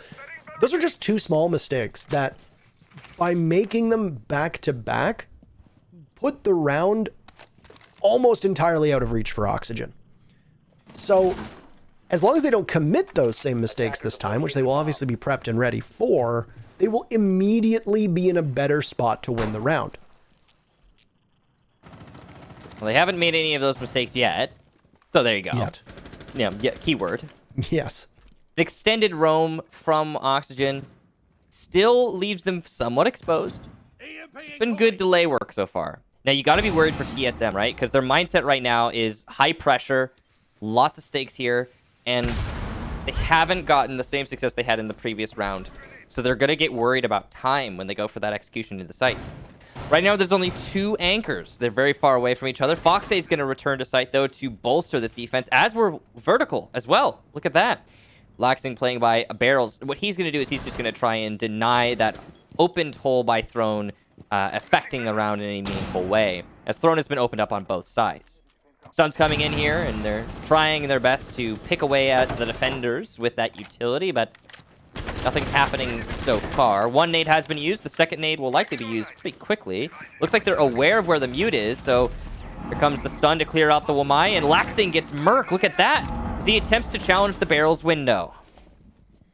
Fox A gets a lot of damage done to him, and I'm assuming that's the frag grenade connecting from Achieved, as now the toxic canisters will choke off the entry point from TSM. That opening pick for OXG could be huge. It also means that Laxing will lay in the shadows, waiting to strike. Some more warning shots going out through that maintenance wall, as TSM are in very much danger of stalling out. They instead decide to maybe abandon the maintenance push. The Ibana's still there, but a shotgun will greet any member of TSM who goes through that breach hole. There's one for Slash, but it's a split push from Bolo as the back wall is opened up. He could end up being their savior. Geo goes down as he barrels into the bomb site, and Bio and Vertical get the final 3 kills. It's match point for Oxygen, series point, and I dare even say it, qualify for major point, Michael. It's a big point, Parker. It's a big point. It's a big point, guys. And it's also a continuation of the success that Oxygen has been having recently. I mean, this isn't just Oxygen about to defeat TSM, which is a big deal in of itself. It's Oxygen who really went toe-to-toe with Disrupt, a team that has been surprising everyone with their performance lately and managed to beat them regardless. It's Oxygen who 2-0'd SSG in the winners match of Group A in Phase 1 in a huge upset. I think some might say one of the largest upsets in North America so far. And it's Oxygen just about to do it all by beating or almost having beaten TSM. Even if TSM bolsters a comeback right now, we go to OT and TSM takes the series, people are still going to be talking about Oxygen's performance. And it's been an impressive one. I did say at the beginning of the season that I expected Oxygen to come into their own and really perform beyond expectations. But I honestly didn't know it was going to be quite like this, Parker. Didn't you say on the very first day, you were like, yeah, I think Oxygen's going to do really well. And then after they beat SSG, you're like, well, feeling pretty good about that Oxygen pick right about now. I did. No, I mean, there was some serious thought that I put into it with Oxygen, their new roster. It looks solid. I thought they just needed a little bit of time. They clearly had that time after Season 11 finished, because they had 2 whole months to refine their roster and get comfortable with it. And then Best of 3s also kick in. They're looking solid in that format. Overall, it's been a good story for them. Now, the one caveat to this whole conversation that I want to pose here is that we've seen Oxygen as a team, as a core, back when they were Reciprocity, do well and then falter in the long term. We've seen them have streaks of success and then start to fizzle out. That's my biggest worry right now if I'm an Oxygen fan. The one thing I will say is there's been no real weak link on this team since adding Slash and Bio, though. I think they're both committing to their role quite well, and I think that's been a major difference on their side. And, well, down goes Foxay to Merc as he had the cardiac sensor out, and the IQ ends up thwarting the pulse. That's a grudge match between the operators as they are hard counters for one another. I will say this, though, about Oxygen. I'm still angry that their tag is not O2. But I know, will get right? over that. I know. Like, I will why? get over that. I will. I will. Anyway. Because then I can make jokes about them being 0-2 when they lose a match, but that's just me thinking in the future. But anyway, first kill goes to TSM, and immediately the tide in this round may be shifting. This is a lab defense. It was a bomb site that you noted when we saw it the only time so far today in round 3 of TSM's defense was that it tends to be a less played bomb site. And while the action is going to come fast and furious now, with OXG trading out one before then losing someone of their own. Vertical and Laxing are quite the duo to have in this stretch, but TSM aren't chumps when it comes to winning these engagements. And there's going to be some problems for Oxygen as you've got flank watch from TSM established to try and catch you as you go back into the bomb site. And that'll be vertical right into the hands of Merc, leaving Laxing in a 1v4. Ooh, a beautiful shot into Merc. Aside, he's going to have to wander into the bomb site to try to stop a diffuser from getting planted as Geo looks quite intent to go about getting the objective down. Chala with the air jab, and then the follow-up kill onto the knockdown and immobilized Mozzie. TSM needed that round desperately as Oxygen sits on match point, and it's TSM's second round over the last 3. Maybe we can make a bet with Oxygen, because if they lose a match or a series, I should say, 2-0, then they have to change their tag to 0-2. I don't know. It'd be fun. Parker, did I break you? No, I was... What? What? It's fine. Oh, okay, you're there. We're good. I never left. I was waiting. See, Michael. Guys, he's back. Not often, but I like to think before I speak. I think it's a strength. Who does that? It's 2020. Who does that? Not Twitter. Yep. You don't have time to think. You only got time to tweet. You gotta move those thumbs as fast as you can. Rapid fire, quick succession. Why am I thinking it takes 10 seconds? I could get at least 2 tweets out in that time. Sorry. Anyway, so let's do a little bit of analysis on that round, shall we? The way that it played out, TSM collapsing on the roam first before executing on the site. That was the key. They put all of their focus on taking top, above. They did that very quickly. They followed that up with kill after kill after kill on Oxygen's players who were extended from the site, and then it was basically over from that point. There was no recovery chance for Oxygen. Someone would have had to pop off and do something crazy, but you could see the beauty of TSM. All this pressure they've got right now by their current scenario, the score line working against them, the series working against them, and they consolidate their forces. They play it smart. They don't take the gamble of just running into site trying to go for the objective. They use their drones to gather definitive information on their opponents, and they lock out that round. They're smart. And that's beautiful stuff. That isn't so beautiful from Merc, but that's okay. We're just going to overlook it. Laxing will get away, and he will continue to run amok as he has done through this map. The reign of terror from Laxing will continue. He's the top fragger on the team right now. 3 times as many kills as deaths. That's quick math. So, good for Laxing, and honestly, he has been playing really well with big impactful frags, I will say.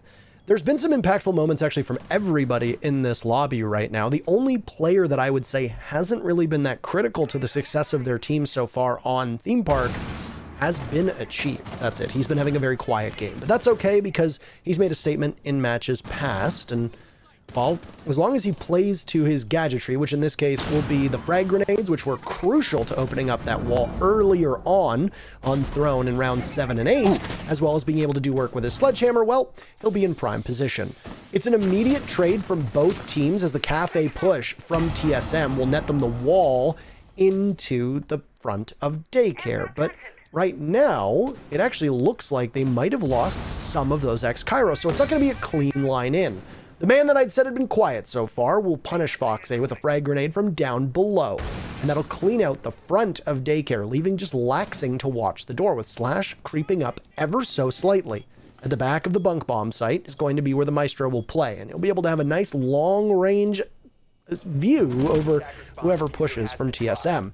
A quick peek from Slash will net Geo. Back to a 3v3 these teams will go. 45 seconds, and this is where things will get real dire for OXG, as Laxing had taken some damage earlier on.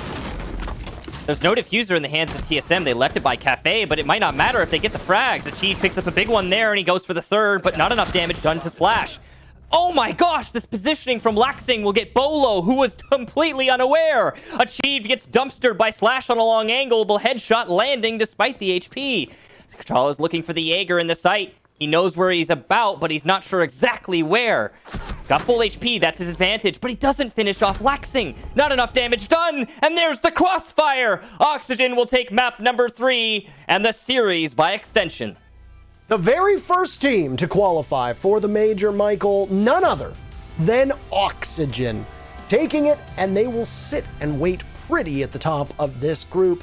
Really well played by them, and a 7-3 scoreline on Theme Park. What a result. It wasn't quite so close on Oregon, but that's okay. It didn't matter. It was a lost map. They obviously changed their sights and focused on Theme Park. Doesn't matter that they haven't played it so far this season, because they showed up big. It's a third time for TSM, and well, it ends up being a worse scoreline and a worse defeat than they suffered at the hands of Dark Zero. So hats off to Oxygen on how they played that entire series, not just Theme Park as a map. Yeah, really great job from Oxygen. Like you said, 14 kills for Laxing, 9 kills for Foxay, who was the second top frag for that match. Overall, great performance. Props to TSM too. They almost managed to rally back. It looked pretty good there for a bit, but not enough in the end. That's enough from us. And map number 1, well, series number 1 is now done. We'll toss away, and we'll see you guys with match number 2 later.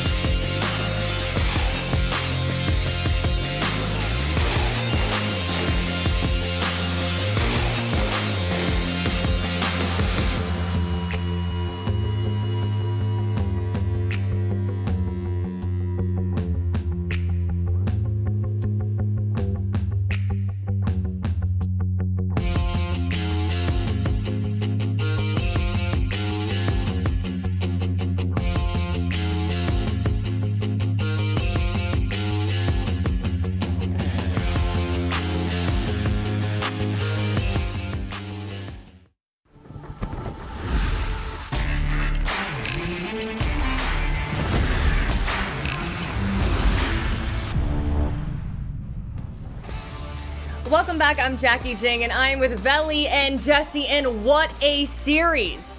OXG. They have beat SSG. Now they have beat TSM. I mean, OXG just won that map 7-3. Veli, did you expect OXG to do this well in Theme Park? I did expect it. There were stats I wanted to throw out at the beginning of the map. Yes, I did. Not only did TSM play Theme Park 3 times now, but I mean, the VOD is there. They were able to steady. But the biggest glaring hole when you look at the stats is that they only won on defense 1 time against Dark Zero. Yes, they have more luck against Sonics, but once again, Sonics is essentially a glorified pickup team. Against Oxygen, they had the same result they had against Dark Zero. That's rough. I think that maybe they should rework how they play defense there. The setups aren't bad. They're just not, they don't look comfortable. They're not winning gunfights. I really don't know what it is. I want to talk to them about it, but Theme Park, I feel like they should stay away from. They cannot win on the easiest side there. Yeah, well, without a doubt, I mean, OXG is a very strong team, typically great on D, but Jesse, map 3, they came out really strong in attack. Yeah, and it was really, really nice to see. I think some of the things that Oxygen have been working on have really started to come to focus. I thought that, like, the calling looked good. It's hard to really judge that as a spectator, but it seemed like the directions that they were coming from, they weren't afraid to adapt. I remember round 6, they made a bit of a switch up on when they were attacking onto off initiation, right? There's a couple of rounds there where it seems like they're really good at, like, clearing out those roamers. I noticed that, like, a lot of the times TSM's roam was finding no success, and maybe you could put some of that on, like, the poor performances of, like, some of the roamers on TSM, but I think a lot of that has to just come down to the fact that, like, Oxygen were doing a really good job of clearing those guys out efficiently. They were making sure they weren't taking too many risks. They had each other's backs, so things seemed really quite structured and coordinated, and I think that's what they've been working on for a while, and it clearly came through for Oxygen. One thing that I really did notice, Jackie, especially on that throne side, I loved Oxygen's point of attack. Okay, the angles that they attacked in isn't something that TSM saw a lot of, especially against Sonics and Dark Zero. For instance, they opened up barrels and had a big play there. Now, when you open up barrels and you have the lone anchor on site, which is Merc, and Merc is struggling once again, once you get that easy kill, you move on and you win the round, and Oxygen did that repeatedly. That type of play accounted for a lot of their success. I think that we undoubtedly need to talk about the transformation of this team. Veli, you and I worked USN. They were formerly known as REC, and obviously there have been some roster changes since then, but they look so coordinated. They look so sharp. I don't know, I just look at this lineup and it seems to fit. It works really well. I want both of you to kind of sound off here. Jesse, why don't you start? I mean, again, like, the attacks have really improved, and I talked about at the top of the show where you can look to last season and you can point out a lot of bad stats that just didn't paint a great picture for Oxygen, and they come into this season and they really do start to perform, and a lot of those issues have been fixed, and I think people need to give credit to the back end stuff that's going on. I think clearly the coaches have been working, like, really hard with this team, and I think that is showing. I think obviously the leadership roles with Bio or whoever else is doing the calling throughout the round has been working out, and they were still ironing out some kinks, I think, like last phase, but this phase was like really, this looked like the most dominant we've seen Oxygen, and it's nice to see. Ever since I came into the scene, Jesse, I loved Cloud9. That was this Oxygen's team's orb during the time. You know, when they had Goddess and Retro, I said, you know, this team is fun to watch. They replaced Goddess and Retro, Mark the Shark eventually, and they always look like a walking highlight reel. The only thing that you see when it comes to their success is they're playing on defense, and the fact that they can clutch it up every single damn time, no matter what odds are against them. They're not winning off of just luck and mechanical skill anymore. This team is obviously there when it comes to just correlating, just teamwork in and out of rotations, whatever you may have it. But the glaring hole to me still, and I'm going to beat this dead horse every single time because it's mind-blowing. Bio, the last 2 seasons, -26, -26. Now, one of the best players in all of NAO. If that's not a glow up, I don't know what it is. But him and Foxay to me are like the brightest spots. Yes, Laxing does his thing. He does his thing. That's expected from them. I feel like Fox is vastly underrated. It's about time we give Foxay the credit he deserves. I feel like whenever you talk about one of the better players in all of NA, you have to say Foxay's name. You just have to at this point. And I know we're not mind readers here, but I just want to ask y'all about what you think is happening with TSM. I mean, they were 3rd in the world, an extremely dominant team, and they just have not looked the same this season. Jesse, I'll start with you. Yeah, I mean, I think it's a puzzle that nobody's going to have like a definitive answer to. I think that last map, you could point to a couple key players, right? Like, you know, Merc has had a tough time this season, of course. We know him to be a really good player, so that's really unfortunate to see. You know, apparently Chala was playing in that last map. I had no proof of that, but I was told he was. He certainly didn't have an impact. Yeah. I mean, there was a lot of just like questionable individual stuff. I think Achieved overall has been a really big rock for the squad. Bolo has been like hot and cold, and when he's cold, it's not like he's, you know, doing nothing, but it's just like he's either showing up and carrying this team in a lot of ways, or he's just kind of like fading into the background with the rest of them.